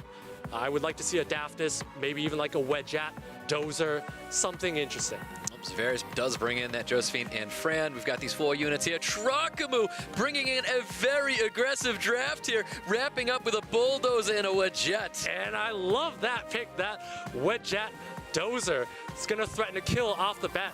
I mean, if Wedgeat's not banned, this Dozer is going to go to town. And if this Dozer is banned, TROKAMOO's going to be able to tee off on the entire team. Great pick by ZEFARIOUS. That Juno is the perfect pick to take, but at this point, I think TROKAMOO's just going to take out that Juno and prepare to snipe units out. I do not play well against TROKAMOO's draft. This is something that absolutely devastates me. I don't know what I would do if I was playing Troc at this point. At this point, if I was playing TROKAMOO, I would fold because this draft looks quite scary. We'll see, though, because that Josephine could provide a lot of disruption if it procs enough, if it stuns enough. TROKAMOO actually losing the Wedgeat here, but I fully expect TROKAMOO to take first turn initiative, reset that Josephine or reset that Hathor, and take control. Yep, well, ban goes out. Wedgeat, Juno. We see the speed lead for ZEFARIOUS, hoping for first turn here. Accuracy lead coming out for TROKAMOO. Very excited round 2 match between TROKAMOO and ZEFARIOUS. Here we go, guys. Very exciting. Let's go. And first turn is coming out with TROKAMOO with his Gianna. Looking for a full team stun here. The shields will pop with this Josephine. Yeah, basically ZEFARIOUS is praying to RNG, praying to procs, praying to 22%, because if he does not get it, he is facing a Ganny Oki lockdown. Ooh, there's the Strip Provoke on top of the Okeanos, not getting a stun onto the Gianna, but does return stun onto that Okeanos. We've got a reset coming out from this Ganymede, probably onto the Hathor. Gotta be going on the Hathor. Quite lucky by ZEFARIOUS to be able to provoke that Oki and then stun it on the backswing. Does get the reset, does dump some of the attack bars, not all of them, like Fran here. Yeah, and Fran, once actually Fran provides that immunity, it's actually going to be quite tough for TROKAMOO to deal with. He needs to cycle turns with this Gianna. Yeah, Bulldozer was hoping for a stun on top of that Fran, not receiving it here. Bomb is going to be coming out from this Gianna. Does miss the bomb on top of the Fran, gets it, obviously additional turn, looking to cycle a little bit of attack bar with first skill. And I actually think as far as I don't use skill 3, I use skill 2 to pick up that CR potentially and then bomb the Okeanos. There it is. If he had got that additional turn, it would have really worked out for him. Hathor getting the attack break on top of Gianna, ruining that bomb damage that could come out. Yeah, and if I'm TROKAMOO, I look to use skill 2 to ventilate that Gianna to have skill 3 up again. We know that bomb's coming down to Okeanos. Great plays by both sides here. Yep, really is. Hoping for a stun here. ZEFARIOUS looking to lock down another unit. Gets that stun onto the Gianna.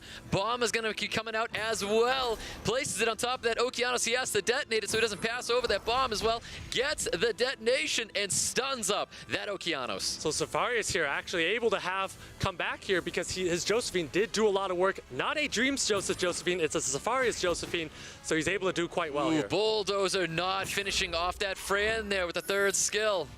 Not finish off that Fran is huge because this Sierra is going to do a lot more damage. This Gianna does need to get a strip on the entire team, but we'll see if this Josephine's able to land. Hathor reapplying that attack break onto the Gianna, and we get the strip provoke onto the Gianna as well. Gianna not getting stunned up by that Josephine, and it looks like Sierra's going to be dropping that Okeanos here. Yeah, and the fact that Josephine's never missed its entire game is basically what led to ZEFARIOUS' victory. If he had missed a couple times, that would have been game over. Ooh, looking for a full team stun, not receiving it here. Shields are coming up because of the Josephine's passive. Josephine looking to finish off that Gianna and does so. Bomb coming out for Siana, does land on top of the Bulldozer. Bulldozer not looking too great. Ganymede looking to reapply some glancing, possibly onto anybody, but no, TROKAMOO's gonna concede. Round 2 goes to ZEFARIOUS. What a game there. We saw ZEFARIOUS go with the turn 2 team and basically pray to get procs. Did not actually get the procs, but was able to get every single provoke from that Josephine. And typically Josephine has a pretty low hit rate. Also accuracy is an issue sometimes. Yep. Was able to land all of them. And unfortunately, TROKAMOO was unable to recover. His units being on Swift, can't proc, made it quite difficult to come back from that. Yeah, Josephine can be a very oppressive unit, and it was here. Getting those additional turns, getting those strip provokes, all those stuns. Josephine just being an incredible unit in that match. Josephine being quite incredible there. I do like TROKAMOO's opening and how he laid that out, but unfortunately just wasn't able to push enough damage from that dozer, wasn't able to avoid a few of those stuns, and wasn't able to win because of that. Yeah, it was a great match for ZEFARIOUS for sure. You can see the pre-bans coming out. Gianna Chiwu, just like that first match, getting pre-banned. Hathor being taken by ZEFARIOUS. Hathor being taken by ZEFARIOUS. We'll see if TROKAMOO prioritizes that Sierra or if he goes with a Fran. We know that Gani should be picked here, or it might even be a Gani Okeanos. All of them are on the table depending on how TROKAMOO wants to open this up. Yep, TROKAMOO bringing out that Vanessa Ganymede once again coming out for him. Not sure about the Vanessa being picked so early here because ZEFARIOUS can simply counter with the Sierra Okeanos. Lots of aggression on that side, and Sierra actually oftentimes a better speed lead than Vanessa because of the artifacts, because of the damage. So TROKAMOO's gonna need to decide if he wants to go with digging into the Nyx, into the turn 2 type comps with like a Josephine Nyx, or if he wants to keep contesting for speed but doesn't have a Chiwu to do so. Yeah, I really want to see TROKAMOO mix it up here. If he thinks he's going to be taking this round 3 away from ZEFARIOUS, I think he has to break the mold and really throw a curveball at ZEFARIOUS, but we'll find out if he does that here. Yeah, and decides to go with the Fran Daphnis. I'm not sure about... Actually, I like that play a lot, too. It shows that he still wants to fight for first turn. It is perfectly okay, but if he does ban that Sierra, he needs to be prepared to have his Daphnis fight a resist lead on ZEFARIOUS' team here.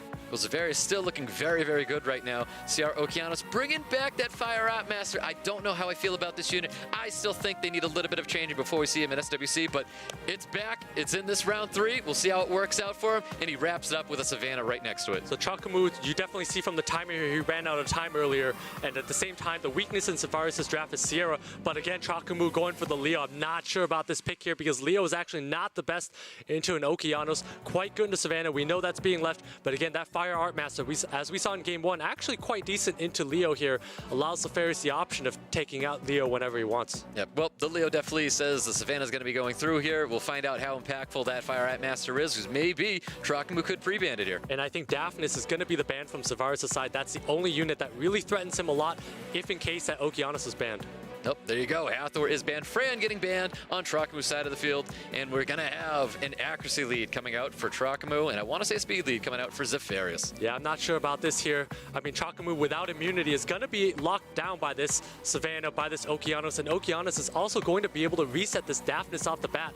I think if TROKAMOO wanted to have a good shot to win, he would need to be able to ban out that Oki, knowing that his Daphnis is going to be able to sink in on a unit off the bat. Well, here we go, guys. We're going into round 3 between ZEFARIOUS and TROKAMOO. We're going to see how this one plays out. Is the Leo going to be the right pick, or is this Fire Art Master better than we think? Let's go. We've got Leo obviously taking first turn here. The only unit not wheeled up is going to be this Okeanos. He needs to knock back this Okeanos. That would guarantee that Daphnis has a chance to take something out. Is TROKAMOO praying to RNG at the moment? Does get the attack bar pushback onto that Okeanos. That's setting up this Daphnis for this third skill, Hellfire. Hellfire needs to go out on Ciara. Ciara is going to do too much damage with this Leo. Does get the defense break on top of the Ciara, looking to remove the Ciara from the field, and it does! Ciara does drop. And TROKAMOO is able to take this down to a 3-4 here. So I really like TROKAMOO's position at the moment, but it is not over. There is a lot of control from Savannah, from Okeanos, and Leo is gone from the field right now. That's right, so the Savannah's going to be doing more damage now. The reset did go out onto that Okeanos as well. You can see the unit of choice for TROKAMOO is going to be trying to remove the Savannah from the field. Okeanos with a nice little first skill trying to take advantage of that defense break, and we see we may have a third skill trying to strip that shield right off, and does. And that speed buff does come into play here because ZEFARIOUS is going to be able to do a lot of damage, probably popping the Vanessa passive quite soon here. Well, Savannah looking to take advantage of that defense break. Gets the additional turn as well. Going to be dropping that Ganymede. Going to get revived back. No, drops the Daphnis. The Daphnis is going to get revived back with an attack buff by the Vanessa passive. Goes to the reset on everybody. Might see a ventilate back on the Vanessa, and we do. Additional turn coming out from Ganymede. Ganymede reapplying that, glancing back on Savannah. Huge turn of events here, and actually that ventilate is huge on a Vanessa because TROKAMOO is able to revive another unit, and that Savannah might go down soon once his Daphnis gets a turn. Attack buff. Oki looking to finish off the Ganymede. Doesn't do it yet, but Leo is back on the field. Leo's back on the field here, so Savannah does a lot less damage here.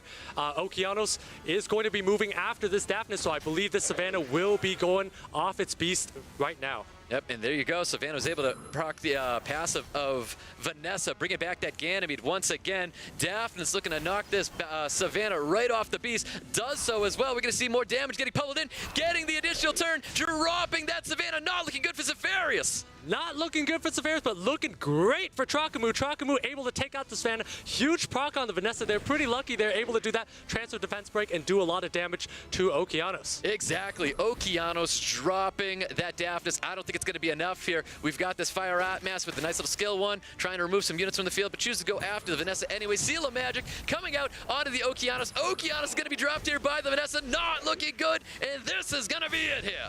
This is going to be it. Seal of Magic says see you later, see you next week. TROKAMOO will be playing later on today. And there you have it. TROKAMOO is taking the round 3 away.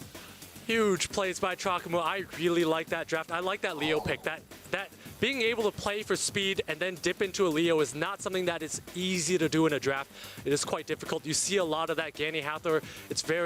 And Okeanos, it's very clear in terms of speed orders, but Leo throws a wrench in everything. You want to know what's funny is the very start of the match, TROKAMOO picks the 33 speed lead with the Vanessa, and anyone would be like, why would you do that with a Leo on the field? Well, he knew the Leo was going to be taken away by the scroll of that Fire Atmaster. Obviously, the 33 speed lead comes into play now, so it ended up working out for him. Dagon, what an exciting match. Yeah, what a diverse draft overall, and that's what I wanted to talk about. That was the first time we got to see Fire Artmaster. We got to see the usage against Leo back and forth, but man, just a great 3-game set. To me, do you feel like this Fire Artmaster is something that can be viable? And if not, what does it need to get into the meta? I mean, I've seen it before in all the stripper units out there.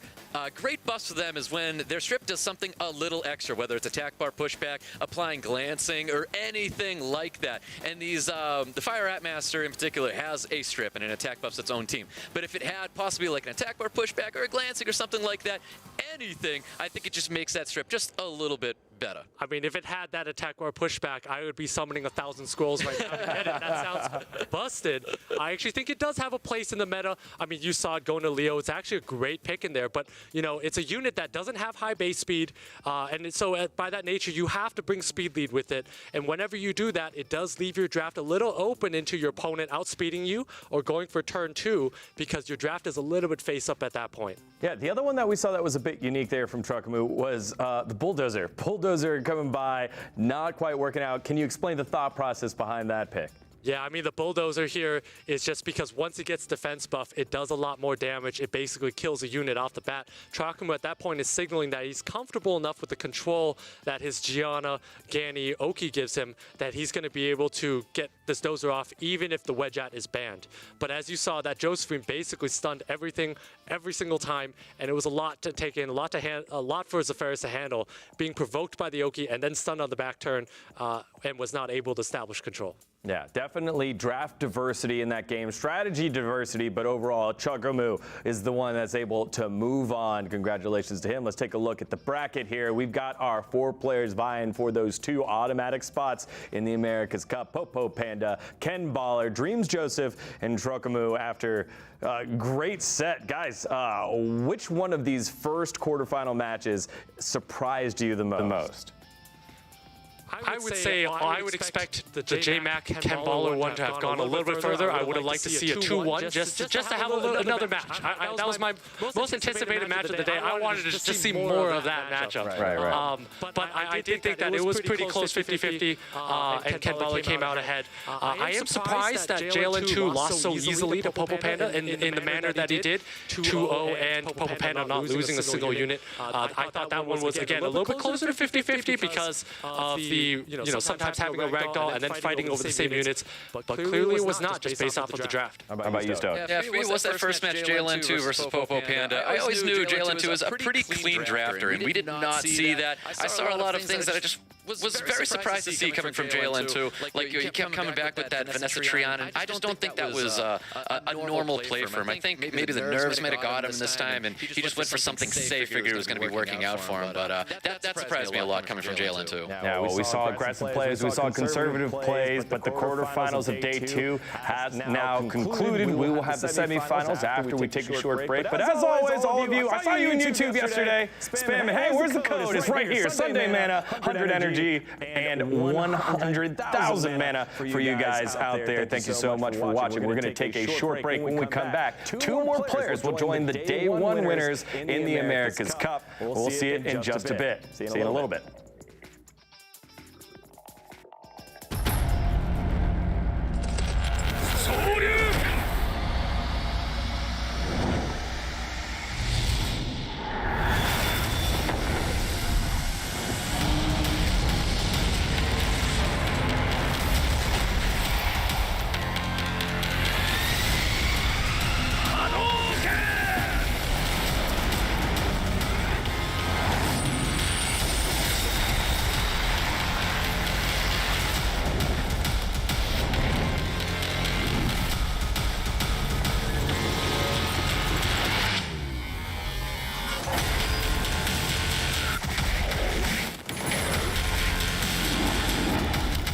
Summoner's War.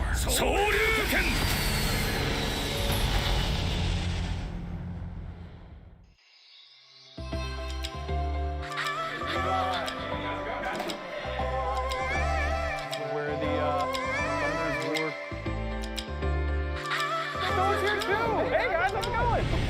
Practice session number 1. We're going 100 here with Make It a Bud and Stoic.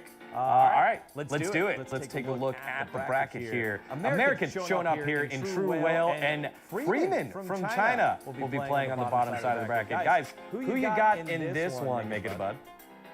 I mean, I think it's going to be a toss-up, to be honest. They share a lot of the same monsters, but I always have a personal bias towards True Whale. He is a member of my guild, Say Swag again, and a friend of mine that I know. But I think if I was betting man, it's a 50-50. So, Stoic, if you know enough about that spot, why don't you let us know Freeman specifically, and then more generally, what is the playstyle difference between the Americas region against Asia Pacific, specifically a Chinese player? Ooh, that's interesting. I mean, well, Freeman's a previous winner for Legendary Tournament. This is not his first Legendary Tournament at all. He is not a new account to be in this.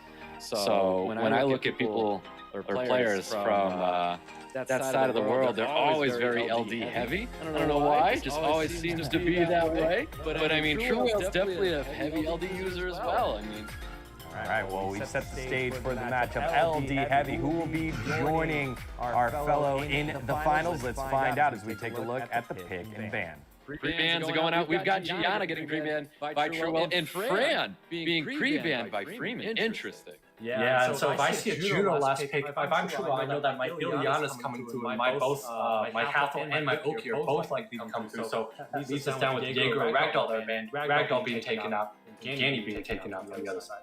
Guys, who do you think got the best out of this draft? I gotta go with Chuo here. I think Chuo has a lot more damage and has the control, can lock down that Juno off the bat with the Okeanos. But that's a very fast Young Hong. Very fast Young Hong indeed. Looking for a strip onto the Ileana, not receiving it. And once the CR goes down, and if it doesn't get enough procs, that is all she wrote for Freeman here. Chuo has too much damage. Everything's at a lot of health here. Cooldowns are up. Finishes off that CR with Diego, looking to put everybody asleep here. Gets the attack bar reduction on the Juno. And I think the focus here can easily drop out this Windruid, who has been reset. Yeah, at this point, it really doesn't matter who he's going after. It's 4 units versus 3, and Freeman's Windruid is reset. So at this point, Freeman's taking his time thinking about how he could have drafted better. Maybe not taking the Young Hong. That was a huge liability in this game. We saw Chuo was able to establish a lot of control with that Ileana, ultimately leading to this victory here. And there it is. Freeman concedes, and Truewell is going to be taking round 1. Just like you predicted, your guildmate taking game 1, and I think a huge key to that one was the tempo that Truewell was able to take away from Freeman, and then Freeman just fell behind. There wasn't a lot for him to do. Yeah, I mean, when Freeman basically drafted in a way that told Truewell that he was content, Freeman was content being controlled and stunned the entire game. Really had no, didn't look like he had an interest in winning, honestly. I think Freeman definitely needed to protect himself just a little bit better. His only way of sustaining himself, or even somehow keeping his team alive from all the control that Truewell had, was that Juno. And the Juno, honestly, was not a strong enough pick, looking at a Hathor and an Okeanos. How did that first pass feel for you guys? I think another issue that we ran into early last year, your points during the match, these ones today, like I noticed, you're a little bit longer this time around, but it's just been a long time since you casted. That's the first time I've tried to cast anything in a while, but I also think like my strategy was also to lengthen it a little bit to make the stop more obvious. That makes sense. Right. And I think there's something to be said about when you're done making the point, he starts to slow down and understand when you're going to hand it off, and it really helps when you use the other person's name at the end, doesn't it, Curtis? Yep. But I think the fact that you guys already feel that and recognize that, like the first step to fixing something is identifying something is wrong, what is it, and then now we have the fun to play and experiment on how to fix it. All that information from round 1, that's probably about all I've got so far in terms of research. What's the homework for me? What do I need to do to level up to make you guys feel comfortable? I feel like it's tough, but knowing unit roles, I guess. So like, what's a stripper? What's a buffer? Yeah, I mean, aside from borrowing my account or Stowe's account to help me climb on the ladder a little bit, I would say that homework could be just looking at some of the common picks that were out there and just what the skills are and what Stowe's saying, what the rules are to understand like the Juno interaction versus Fran, that rock, paper, scissors type of thing. All right, guys. Hey, thank you so much for hanging out with me and teaching me so much. We got some really solid practice in there.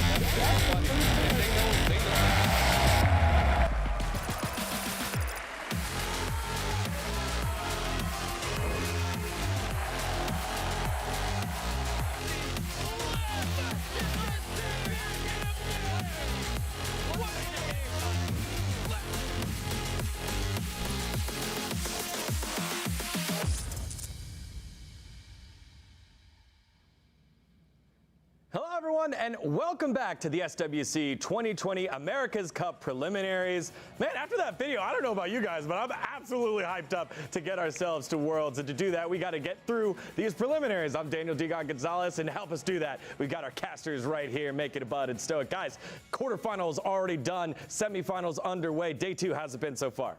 It's been great. I mean, we saw some great drafts, a lot of back and forth. Some of the matches went down to the very last unit. Really saw some cool toys and stuff come out. Can't wait to see what these next two have in store. Yeah, today being a much, much better day. Yesterday being a lot of upsets. Today being awesome back and forth. This is the kind of summers where we all like to enjoy. Yeah, and the players have been going right at it. It is a double elimination bracket, so a lot of these players have been going head-to-head right off the top, not really hiding anything because there isn't a worry about being eliminated this weekend. But next weekend, different story. So we had 8 players play yesterday, 8 players being whittled down to 4, which will be whittled down to 2 qualifying for America's Cup at the end of today. And for all the players that lost in the first or semifinal rounds, they will have an opportunity to qualify to get us to 8 players total for the America's Cup on Saturday. Again, big money prize pool up for grabs as well. $20,000 for the America's Cup winner and $210,000 for the World Final Champion. Here's the action that has been happening today. It is POPOPANDA and KENBALLER progressing through their matchups to play for the spot in the America's Cup. And on the bottom side of the bracket, the South American Derby went to DRMZJOSEPH over Igor, and TROKAMOO outlasted ZEFARIOUS for the final spot in the semifinals. It's been a lot of action so far. POPOPANDA and KENBALLER had an easier route, 2 O's, but they were a little bit longer, wasn't it, guys? I would say so. I think JMAK put up a better fight against KENBALLER than JLN2 did to POPOPANDA. And I would say that both of them, this is going to be a great matchup. Both of them tend to play on the upper ends of the brackets. Again, quite different pace in terms of draft, in terms of speeds, and when to bring in your damage units. We're going to see that balance come into play between KENBALLER and POPOPANDA. Yeah, let's take a look at that matchup. That will kick off our semifinals. Again, the winner of this one between POPOPANDA and KENBALLER will qualify for America's Cup later in October. And it wasn't an easy path for these guys. As you see the highlights from their earlier matchups here, you can see what they normally play, the rank from this season. POPOPANDA, one of the highest rated players still left in the tournament, because Tree in Day 1 lost in the semifinals. KENBALLER on the opposite side, also high rank from Season 12 over to Season 13. Obviously, the shift in the middle of the competitive season, not as comfortable, but you can see the consistency relying on that Ragdoll as a first pick. Definitely consistent there. I mean, Ragdoll and Pat are both very strong picks. Yep, super strong picks. That matchup's going to be pretty exciting to watch. POPOPANDA being a very strong player and KENBALLER being an extremely strong player as well. Looking forward to both of them going head-to-head. Yeah, and I wanted to go back to that JMAK and KENBALLER matchup. To me, that was one of the most exciting games of the tournament because it was the Annabelle coming out against the Chiwoo, just basically skill one-in each other all the way down. The procs finally showing up. Yeah, that was a great match, but this match here with POPOPANDA and JLN2, not so great on the side of JLN2. I mean, it goes back to his draft. He was just drafting a little too safe. POPOPANDA taking his time and honestly just out-drafting JLN2 by a mile. Yeah, that one was pretty one-sided there. JLN2 kind of taking units to address units that were never played. You know, Vanessa Triana addressing nukers, and nukers weren't on the field. This one here was back and forth, and we got to see how good Annabelle was. We rarely get to see that. Annabelle going 1-on-2 and able to take that one out there. I think KENBALLER showing us that he can also use interesting units while having LD Nat 5s. That's right. It was fantastic to see KENBALLER and JMAK going after each other. Great back and forth once again. KENBALLER is showing just how strong of an opponent he can be. Yeah, so KENBALLER earning his way to this spot, and it's going to be such a close one here. Again, skilled veterans from both of them, highly rated. Who you got in this one? Which way are you leaning towards in this, Make It a Bud? This one, again, it's a cop-out to say 50-50, so I'm not going to say 50-50. Good. I will say 51. KENBALLER, 49 POPOPANDA. I just think the fact that KENBALLER has that pattern, has that Ragdoll, it's a lot of versatility to bring into a draft while sharing the same units that POPOPANDA typically uses. Stoic. Yeah, I think it's going to be a very, very tough match. This is anyone's game. Like I've been saying before, RNG is a cruel mistress. This is whoever can gain more RNG here. I think they both have fantastic drafts. They both have some strong units, and we're just going to find out as we play this lovely game of Summoner's War. We know the kind of RNG that we're going to be seeing. Well, POPOPANDA, KENBALLER to enter. Only one can qualify for America's Cup today. Let's find out. Stoic, take us away.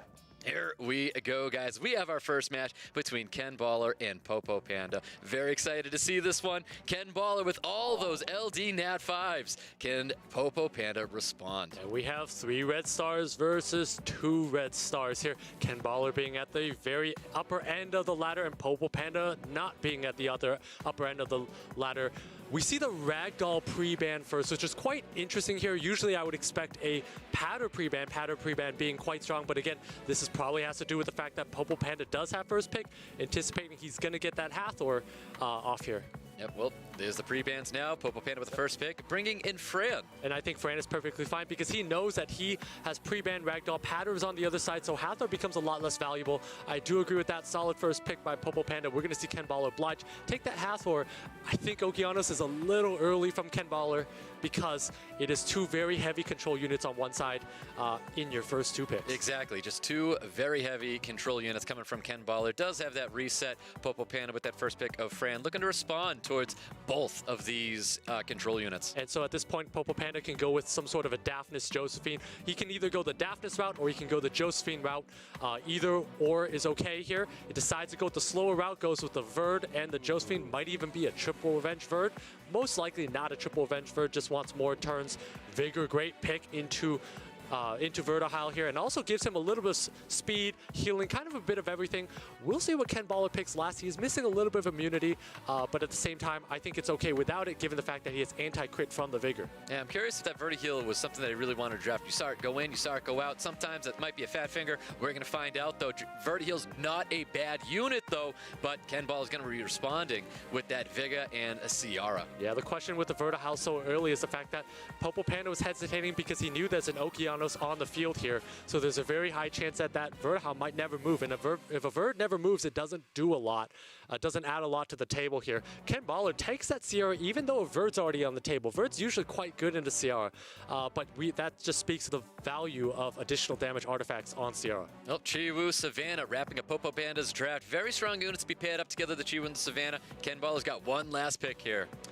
Interesting pick of the Chiwu Savannah. If the Chiwu were to be banned out, POPOPANDA doesn't really have an AoE or really good stripper. Does have that Savannah. At the same time, without Savannah, there really isn't a ton of burst, but there also is that Vertihile. So one of the 2 last picks is going to be the ban. KENBALLER goes with that Leo here. Interesting choice. So I think Vertihile or Chiwu is going to be the ban. Most likely the Verd. I think most likely the Verd as well. You just don't let Verd through after drafting a Leo here. He's going to be letting that Savannah through after drafting that Leo. So ban probably coming out onto Verd.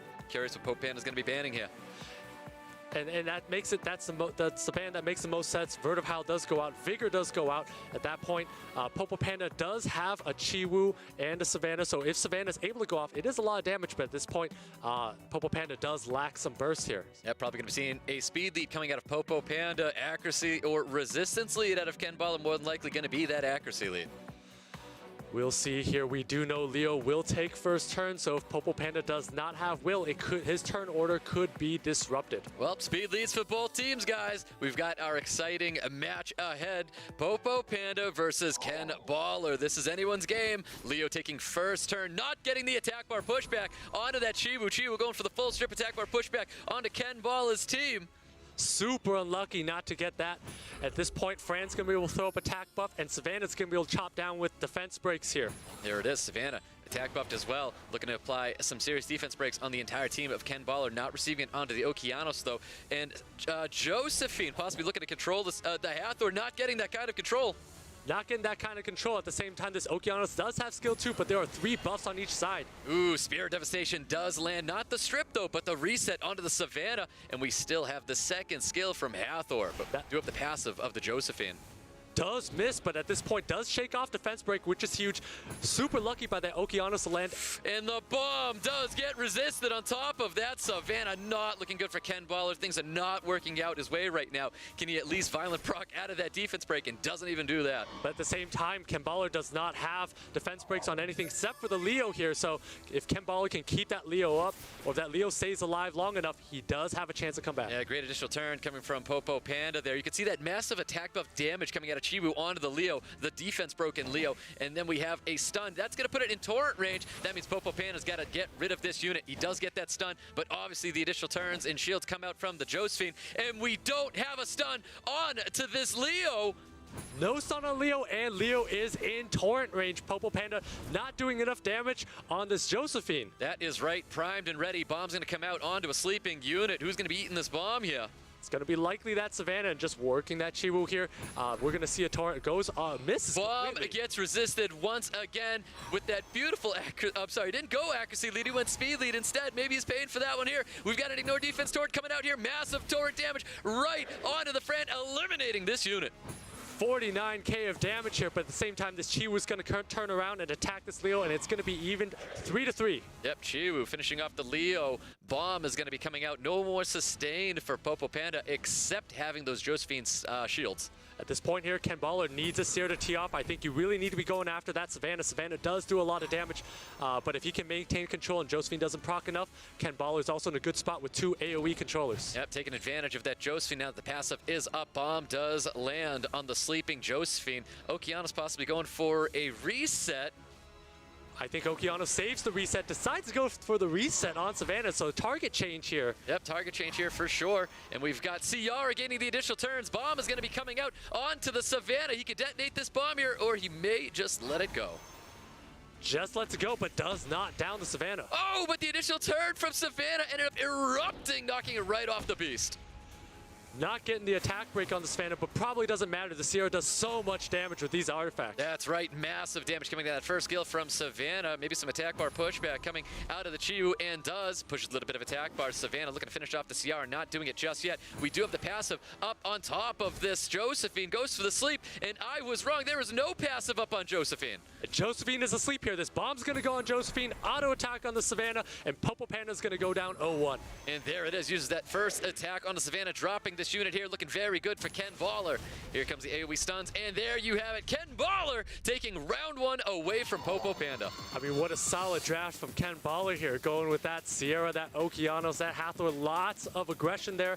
Really like his draft. Yeah, POPOPANDA had it at the very beginning, able to resist the attack bar pushback from Leo, and we thought POPOPANDA had a great start to that match. KENBALLER was able to work through it, getting some additional turns in there. Bombs finally landing for him. Maybe picking up that accuracy lead next time, but we'll see. And that Leo taking a lot of damage, almost got laid out early, but that because of that Josephine not being well ruined enough, was not able to take out that Leo. There you have it. We're going to see a pre-ban from POPOPANDA on that pattern. We already know that KENBALLER has that unit. Everyone in the world knows he has that unit. POPOPANDA is going to take that out. The question is, what does KENBALLER pre-ban? Most likely, I would say a Hathor, given the fact that he took out Ganymede first round, but it could also be something like a Fran if he decides to go that route. Yep, well, pre-bans from last time. Ganny Ragdoll, as you're saying, the pattern should be the pre-ban coming from POPOPANDA as well. KENBALLER looking to pre-ban a unit as well. Yeah, KENBALLER here. I think this delay here is on KENBALLER as he's thinking through the 4th and 5th picks. What does he want to take out? Takes out that Chiwu, clearly indicating that he is thinking deep into the draft. His first pick should be on this Hathor, or it should be a Hathor, but it could be a Ganny as well. Definitely not going to give POPOPANDA that Ganny-Hathor combination. Yep, you nailed the pattern as well. Obviously, pattern was going to be the pre-ban. Chiwu getting pre-banned here. KENBALLER with the first pick. He's looking at a Hathor and does select this Hathor as his first pick. POPOPANDA looking to respond with 2 other units, splitting the Ganny Hathor and going with a Fran. Very safe draft from both of them. Yeah, Ganny Fran very safe here. Also, Chiwu is not on the board, which makes Fran just that much better. I wouldn't be surprised to see a Daphnis coming from KENBALLER or an Okeanos. I mean, we saw him first pick Hathor and Okeanos last time, so Okeanos is very good into both of these units. So I think we're going to see some combination of that, or even like a Sierra Oki, Sierra Daphnis. And I guess Ragdoll's also fine. None of these picks decides he doesn't want Sierra and goes with a Vanessa instead. Yep, not trying to dig in POPOPANDA's box at all, bringing out the Ragdoll and the Vanessa. You know, it's a little bit of a flex right now. He could have stole units, chooses not to flex. Chooses to flex. And by not taking the Okeanos, he's given his opponent the Ganny Oki lockdown, which is quite scary. He does have that Ragdoll on his table, which does make it awkward for the Okeanos user. But at the same time, POPOPANDA does have a ban, so he can just simply ban that Ragdoll from the table. That's right, double reset, no immunity for KENBALLER here. Savannah, very strong pick from POPOPANDA right next to that Okeanos. KENBALLER looking at a Josephine himself. And a Molly. We're going to see the Molly coming out of KENBALLER. I actually really like this Molly pick at this point in the draft. We saw Molly go 0-5 yesterday. Molly didn't take a single point. But in this one here, if Savannah is removed, POPOPANDA might not have enough gas in the tank. Whoa, POPOPANDA has an ISIS. Is this our first ISIS in SWC? This is our first ISIS. We've seen an ISIS flashed before, but we haven't seen one dropped. We just saw one drop. That is a unit we haven't seen. ISIS has the ability to block the passes of units with skill 3 here. Skill 2, the same thing as Hathor's. It's a light unit, so it doesn't get resisted easily. So I really like that pick from POPOPANDA. We're going to be seeing the ISIS. That's a fantastic pick coming from POPOPANDA. Resistance lead coming up for KENBALLER. Maybe he can resist the ISIS here and find out how good this unit actually is. We're going to find out as we're going into round 2 with POPOPANDA and KENBALLER. First turn coming out with POPOPANDA with a very fast Okeanos. Okeanos looking for a reset onto the Hathor. Does land that reset onto Hathor. Hathor going for the attack break onto the Okeanos. And KENBALLER needs to land this on the ISIS. Once ISIS goes off, KENBALLER's team is going to be very squishy. Opt to go for the Fran instead, getting the attack buff and immunity with this Fran. Second skill. Nope, chooses the first skill, looking for the strip onto Savannah. Once again, looking for the strip onto Savannah. Savannah being a unit of choice for KENBALLER right now. Interesting choice here. Makes a lot of sense, though. But ISIS is going to be able to go off, and KENBALLER's units become absolutely squishy at this point here with And there is Oblivions zero resistance whatsoever. Everyone's going to get Oblivion here, except the Hathor, the only unit not to have a passive on this field. Yeah, what a pick here. There is no Molly passive. There is no Ragdoll passive. KENBALLER's team is basically a sitting duck. Exactly. Savannah doing away with that Ragdoll. ISIS showing how powerful she is. This unit does not need a buff when it is chosen in a perfect time. And this was the perfect time. What a great pick from POPOPANDA. KENBALLER at this point probably staring at disbelief as his team disappears in front of him. He is not going to be taking too many turns here. He should be thinking about game 3, and we might see that pre-ban going on to ISIS. And there is ISIS putting in all of this work. Molly once again staying true to the record that she has in SWC. That is true. Molly will not be picking up a win here, and this ISIS will be at 100% win rate. So very strong unit. Great pick again from POPOPANDA. POPOPANDA enjoying this moment here in KENBALLER, losing that match. Yep, going into round 2, guys. Well done, POPOPANDA. Guys, we're going to have a game 3 with KENBALLER and POPOPANDA. What a game. I really like that pick. I mean, that was just super innovative. We don't get to see that unit ever. I don't think we even saw that last year. I mean, Nope, what a great pick. Didn't see it. Definitely didn't see it. And KENBALLER had this draft later on, but everything had passives. POPOPANDA saw that, decided that this was the perfect pick, and it absolutely was. It really was. So you can see the pre-bans from last time. We knew that pad was going to be pre-banned, and KENBALLER going with that Chiyu. I think we're going to see something a little different, maybe even see an ISIS, and we don't. We see a Ganny and Ragdoll getting pre-banned in this match. So in this situation, we just know that without the ISIS pre-ban, that KENBALLER is definitely not going to be taking mollies and a ton of passive units. It's on his radar now. At the same time, Ragdoll's gone, so the ISIS doesn't necessarily do as much. That is correct. Well, POPOPANDA going with a Hathor this time around. KENBALLER looking to respond. Can't take this Ganny. Ganny uses pre-ban. He goes with an Okeanos and possibly a Fran. Makes a lot of sense here. Okeanos from KENBALLER, very well ruined. Goes with the Patter. Patter also makes a lot of sense here.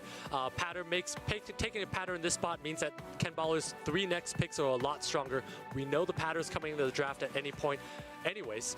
So he decides to take it to make his next 3 picks stronger. Yep, that's right. Showing that Patter early, he's showing what POPOPANDA potentially wants to ban, where he can then surprise him with 3 other units. Fran getting picked by POPOPANDA along with this Vertiheal, and we saw it in this first match. And I would like to see some sort of aggression from KENBALLER's side, either a Daphnis or some way to do some damage here. KENBALLER's a little damage light, also does not really have major heals aside from Patter, so KENBALLER really needs to take his time to think about it. If he had a Barbara, it would be great to take a Barbara here, but unfortunately does not. Takes a different water unit.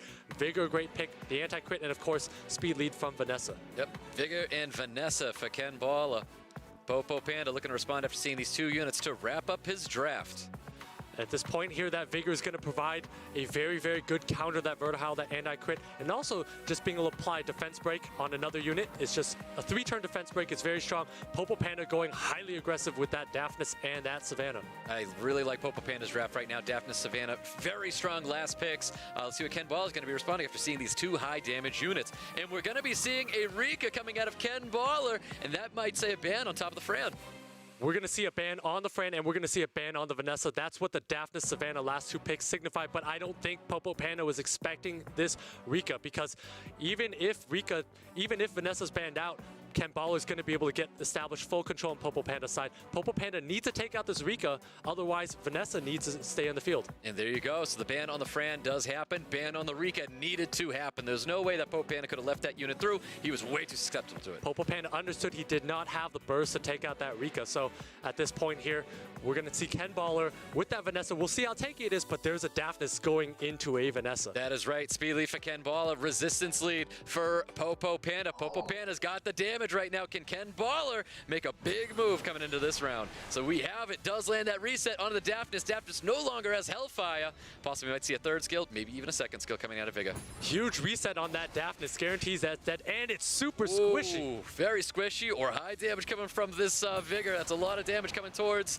Daphnis. Daphnis looking to capitalize off that defense break on top of that Okeanos, and does so. Doesn't apply a glancing either. We get the cleanse from this Pada coming out. And KENBALLER is just looking to stabilize. He is about to take out Daphnis. With the additional turn as well. Do we even need to see the Wild Blow? And we do. We see the Wild Blow to drop that Daphnis. Yeah, at this point here, POPOPANDA is on the back foot. Vigor's going to be able to provide anti-crit. Ooh, misses the strip onto the Vigor. Big miss, because Vigor has that anti-crit, which is going to slow down Vertihal, but unfortunately for POPOPANDA, Vigor is going to be able to get that off. Yeah, Vanessa's going to be looking for a defense break on top of the Savannah, hoping to deal as much damage as possible. Does not land that defense break. Vertihal really needs to start cycling, start getting some turns here. POPOPANDA needs to get something running. Not landing that defense break is huge, but at the same time, Okeanos does have skill 3 up. Yep, Hathor getting the additional turn, looking for a sleep onto the Okeanos, not receiving it here.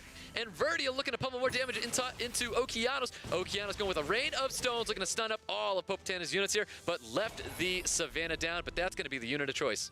Yeah, at this point here, KENBALLER has the protection from the Vanessa, does have heals from the Vigor. There needs to be a miracle to happen in order for POPOPANDA to win, because he does not have enough bursts at the moment. Wild Blow dealing more damage. Vanessa pummeling more damage into this Savannah. Okeanos not dropping it off of the beast just yet. Can Vigor do it? And he does. No additional turns are coming out here. We may see a reset onto the Hathor, and we do. Vanessa continuing the onslaught on top of Savannah. And that is a very tanky Vigor. You see that does not take much damage from this Savannah. Things look very much in favor of KENBALLER, and it looks like KENBALLER is going to take this 2-1. It really is. Hathor's trying everything she can. So many additional turns coming out of Hathor. It just does not matter enough. All the resets are keep going right on top of this Hathor. Hathor cannot capitalize off of any of those defense break. It is heavily favored in KENBALLER's side of the field right now. Gets that defense break. That's going to be it for the Savannah, and Vertihal needs to cycle as many turns as possible. Vigor almost dropping here, but we know we've got the Vanessa passive protecting this Vigor. Defense break does land on the Vertihal, pummeling more damage on top of this Verd. Verd's gonna go down. POPOPANDA's chances are down. POPOPANDA's gonna be sent to the loser bracket, gonna have a whole week to think about how he could have drafted better to improve his chances of winning. That is right. Wild Blow coming out onto the Vertihal, dropping this unit. It is just a lonely Hathor, and we get the concede. KENBALLER is gonna be taking that round 3 victory over POPOPANDA. I mean, I think KENBALLER just drafted that really well. Balancing speed with control, having that Okeanos to reset that Daphnis. On ladder, you see that miss all the time, but in tournaments, Okeanos becomes a very good unit. Once he was able to control that Daphnis wasn't able to do anything, and it was a sitting duck patter with the cleanse and the immunities being able to prevent KENBALLER's side from receiving very much damage. Yep, definitely. Definitely, and I just wanted to throw out there, Molly, 0-4 today. You guys did a great job hitting on that one. Isis greater than Molly, and also the Rika pick there at the very end, forcing the hand to come out so early, I think is one of the ways there that KENBALLER got a lead here. Absolutely. I mean, that Rika, that last pick was so solid because from POPOPANDA's side, he knows his Fran's being banned out. It's very transparent in that situation. If a Rika's able to get off, that is game over for whoever's subject to the Rika. So KENBALLER or POPOPANDA is looking at his side to see if he has enough damage to take out that Rika. If he bans Vanessa, he needs to take out Rika. The answer was no, so he has to leave that Vanessa in there, allowing that Okeanos to reset the Daphnis. So KENBALLER thoroughly out drafting POPOPANDA there. What a solid last pick, and POPOPANDA just opening himself up to any AoE control unit. Yeah, and in that match, KENBALLER was able to draft that LD Nat 5, even knowing that POPOPANDA doesn't have a pattern to draft. He could draft it early, showing that I know you want to ban this unit. That means he's free to draft these 3 other units. That last pick being the Rika, it was just such a strong smart pick coming from KENBALLER, and it showed that he was going to be banning out the Fran without having immunity and without having sustain. POPOPANDA had to ban that unit out and deal with that Pata. And you could see the preparation paying off here. Congratulations to KENBALLER for booking his ticket on into the America's Cup. Say swag again. Another America's Cup, another representative here for that guild. Now down to the bottom side of the bracket though. DRMZJOSEPH and TROKAMOO. This is the final semifinals and the final ticket we're gonna book this weekend to America's Cup. DRMZJOSEPH representing all of South America here. We were like, well, how will he do against the Brazilian, the guy that we don't know a lot about? Has he lost a step? You know, not at all. He took care of business pretty easy, didn't he, you guys? I mean, he made that one versus IGORES look quite easy, to be honest. I mean, his draft was very carefully planned. His plays, I didn't see any mistakes. His Josephine and Vigor were very unlucky, missed everything, and he still won. Still came out ahead. At the same time, you saw TROKAMOO have such a great victory over ZEFARIOUS. ZEFARIOUS usually at the pretty high end of the ladder, so you know he's definitely knows how to play, but TROKAMOO just such a great player, able to navigate that draft and pull out a victory there. Well, DRMZJOSEPH, we know him as an America's Cup champion before and a returning player from many SWCs. Obviously, he did away with Igor in these matches here. Igor maybe just needed to do a little bit more homework on top of DRMZJOSEPH, possibly dig into DRMZJOSEPH's block just a little bit more, but DRMZJOSEPH ended up coming out on top against Igor. Yeah, very solid play from DRMZJOSEPH. Igor, yes, of course, that Jaeger didn't really do very much at that point. TROKAMOO actually, in this clip here, should have planted that bomb onto that front, but it didn't matter. His draft was just so much better that he was able to come out ahead. Again, mixing that speed of Barbara, Sierra with that Leo, really innovative and difficult to be able to do that. Able to use that to his advantage and basically win this game here. Yep, TROKAMOO coming in real strong. I think he did his homework with ZEFARIOUS here, and I hope he does his homework with his next match coming up here. Yeah, TROKAMOO again. It was that weird Art Master that was coming in, Fire Art Master that was coming in with the Leo counter. Quick thinking there led to TROKAMOO moving on and now having the opportunity, just one win away from booking his ticket to the America's Cup. Will he be able to do it? Let's find out for the final game of the day. Make it abundant stoic. All you guys. Here we go, guys. It's going to be the last match of the day. TROKAMOO DRMZJOSEPH. Very exciting. We've got an America's Cup champion. America's Cup champion and TROKAMOO, a returning player from SWC last year. TROKAMOO, let's see if he did his homework against DRMZJOSEPH. He's got first pick. He's got first pick here, and he knows that Gianna will be pre-banned, so he is likely going to get that Hathor first pick. So we'll see what he decides to take away from DRMZJOSEPH. Is it the Ganny? Is it a Beast Rider? You know, let's see if he's been watching DRMZJOSEPH's matches. Yep, Vanessa and Gianna getting pre-banned here, taking away the Vanessa from DRMZJOSEPH. Possibly taking the Ciara away. I do believe that would be the other speed lead that DRMZJOSEPH had, unless he did show that Chiwu last round. I would say TROKAMOO is likely going to go with the Hathor, and DRMZJOSEPH is going to go with the Sierra Ganny here. Oh, there's that Hathor coming out from TROKAMOO. DRMZJOSEPH going to be responding with possibly that Ciara. Likely a Sierra Ganny or a Fran Ganny. Either or, Ganny has to be taken here, but the pick of what pairs with that Ganny is going to tell you a lot about this draft. Ooh, looking at a Ganny Fran TROKAMOO. After seeing Ganny Fran, does he need a speed lead to take over DRMZJOSEPH? I don't know if he needs a speed lead here, but he's likely going to lay down a speed lead. Maybe a Sierra Okeanos or Sierra Daphnis. We're going to see some fire unit come out. Sierra Daphnis coming on the field. Daphnis threatening a kill off the bat. Sierra just doing so much damage with his auto attacks. That's right. And there's that Josephine making a return to these matches. DRMZJOSEPH had a very strong Josephine. We may see it again, but it looks like he took it back to bring back that Masha. And if he goes with the Masha here, I think TROKAMOO has to respond with the Barbara. Masha being a very fast unit, unknown in terms of how fast it is here. TROKAMOO with his highly aggressive draft, likely going to lay down a Barbara and then a Vigor. No questions asked. Immediately lays those two down. Very strong draft from TROKAMOO if he does lock that in, and he does. Barbara Vigor wrapping up TROKAMOO's draft. DRMZJOSEPH looking to respond with just one last unit. Doesn't matter what he responds with. I think TROKAMOO's likely going to ban out the last one, and you look to see at TROKAMOO's draft here, there's so much aggression. Something is going down early unless the Daphnis is banned, and if the Daphnis is banned, that Barbara is going to give TROKAMOO enough of an opening to probably snipe a unit off the bat. So I really like the way TROKAMOO set things up. DRMZJOSEPH is thinking about the Savannah, not sure where he's going to lay down, could even lay down a Leo, lays down the Savannah, but that's likely going to be the ban of choice here. Yeah, double Beast Rider is a strong comp if he can get it through. I'm not sure we're going to be seeing this double Beast Rider. We're going to find out.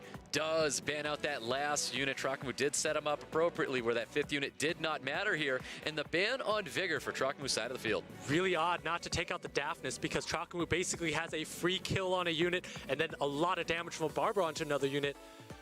This is going to be interesting to see how quickly TROKAMOO wins this one. All right, well, we're going into the round 1 between DRMZJOSEPH and TROKAMOO. TROKAMOO is going to be taking first turn with that speed lead. Can DRMZJOSEPH stay alive with the onslaught of TROKAMOO coming in his direction?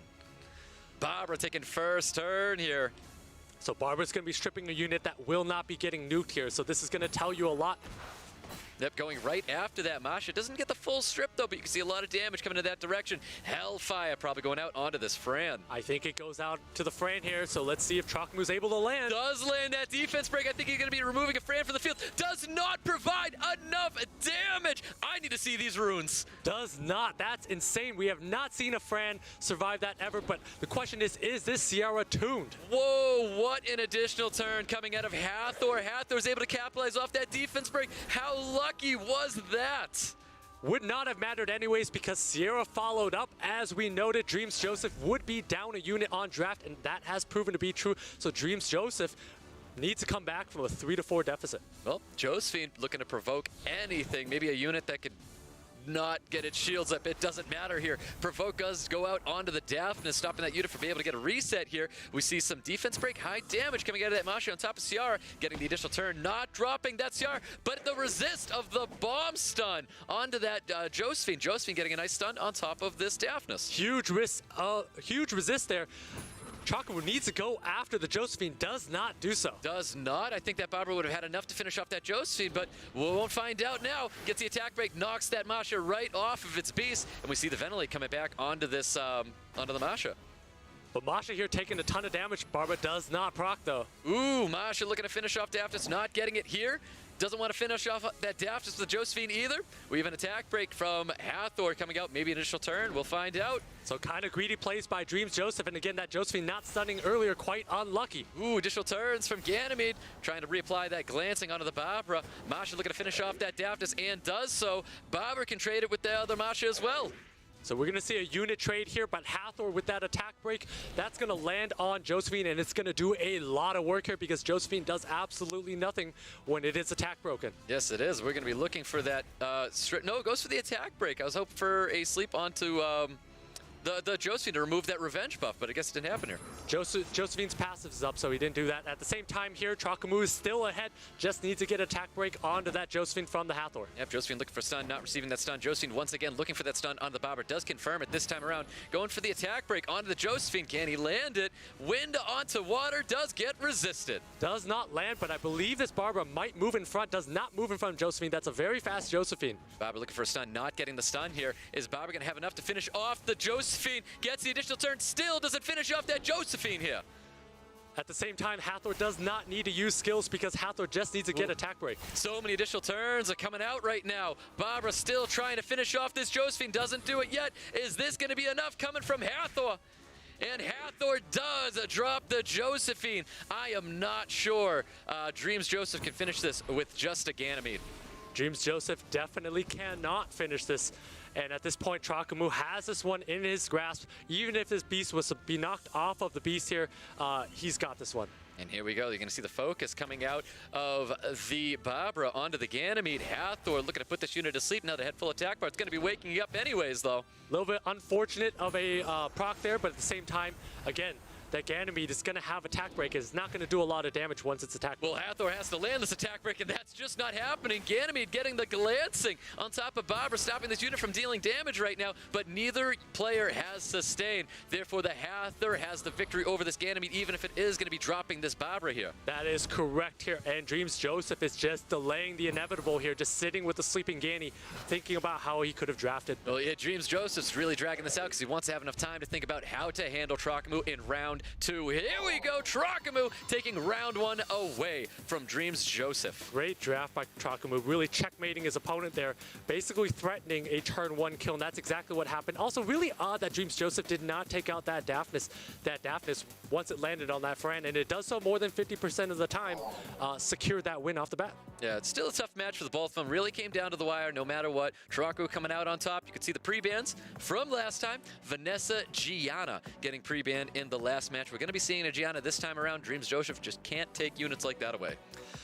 The difference here, though, is that TROKAMOO does have a Gianna to use, but Gani and Hathor are both banned out. So if anyone was ever complaining about a long and boring match, this will not be long because unless we see a Molly, this one does not have Gani or Hathor.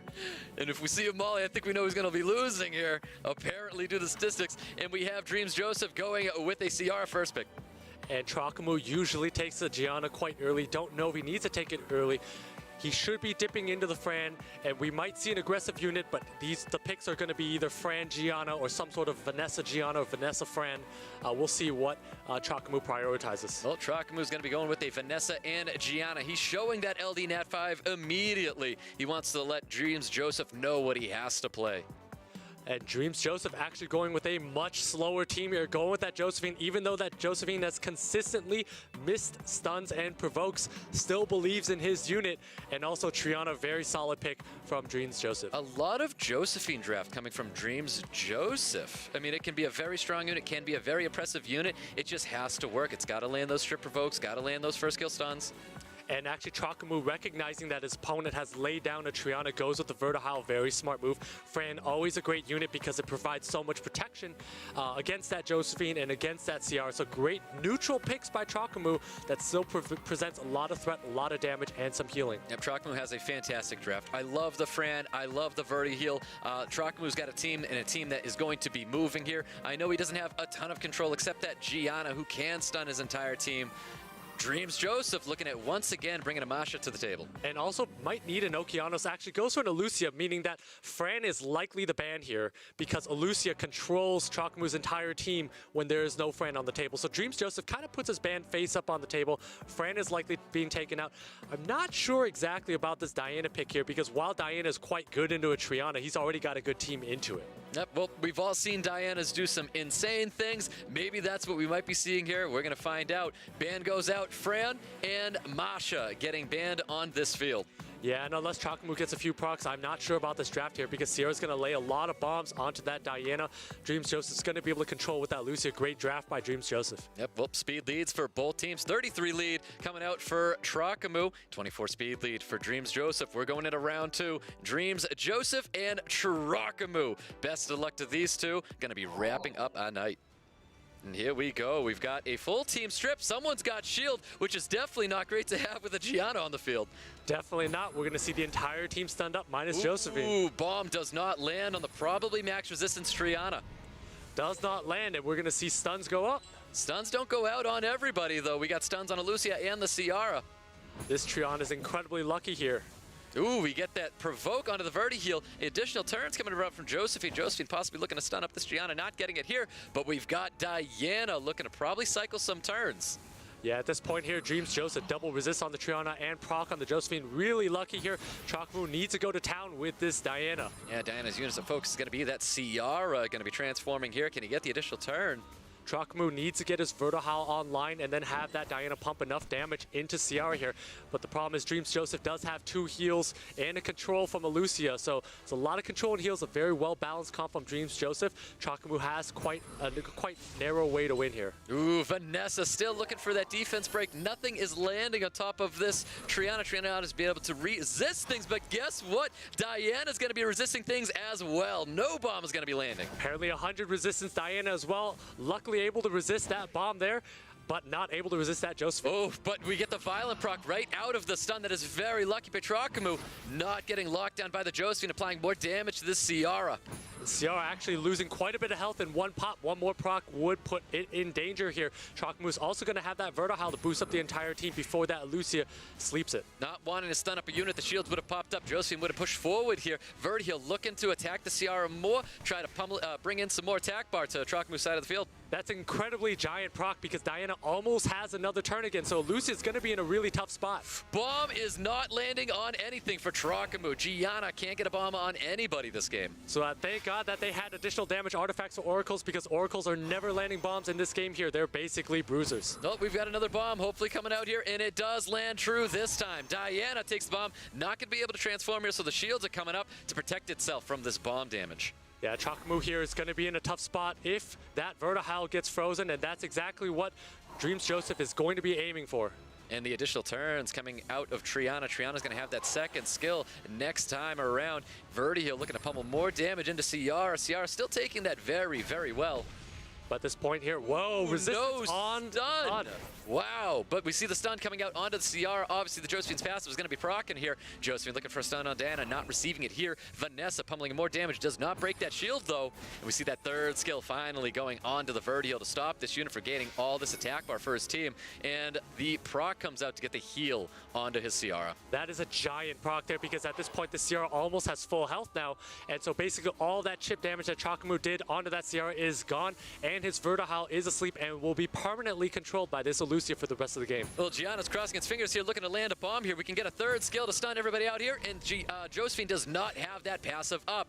Does get the stuns onto Ciara and the Josephine, but not this Triana. But at this point here, TROKAMOO's trusting in this Diana to go in on this here and take out DRMZJOSEPH's damage. Yep, doesn't want to be stunning up here right now. I believe the passive is now up for the Josephine.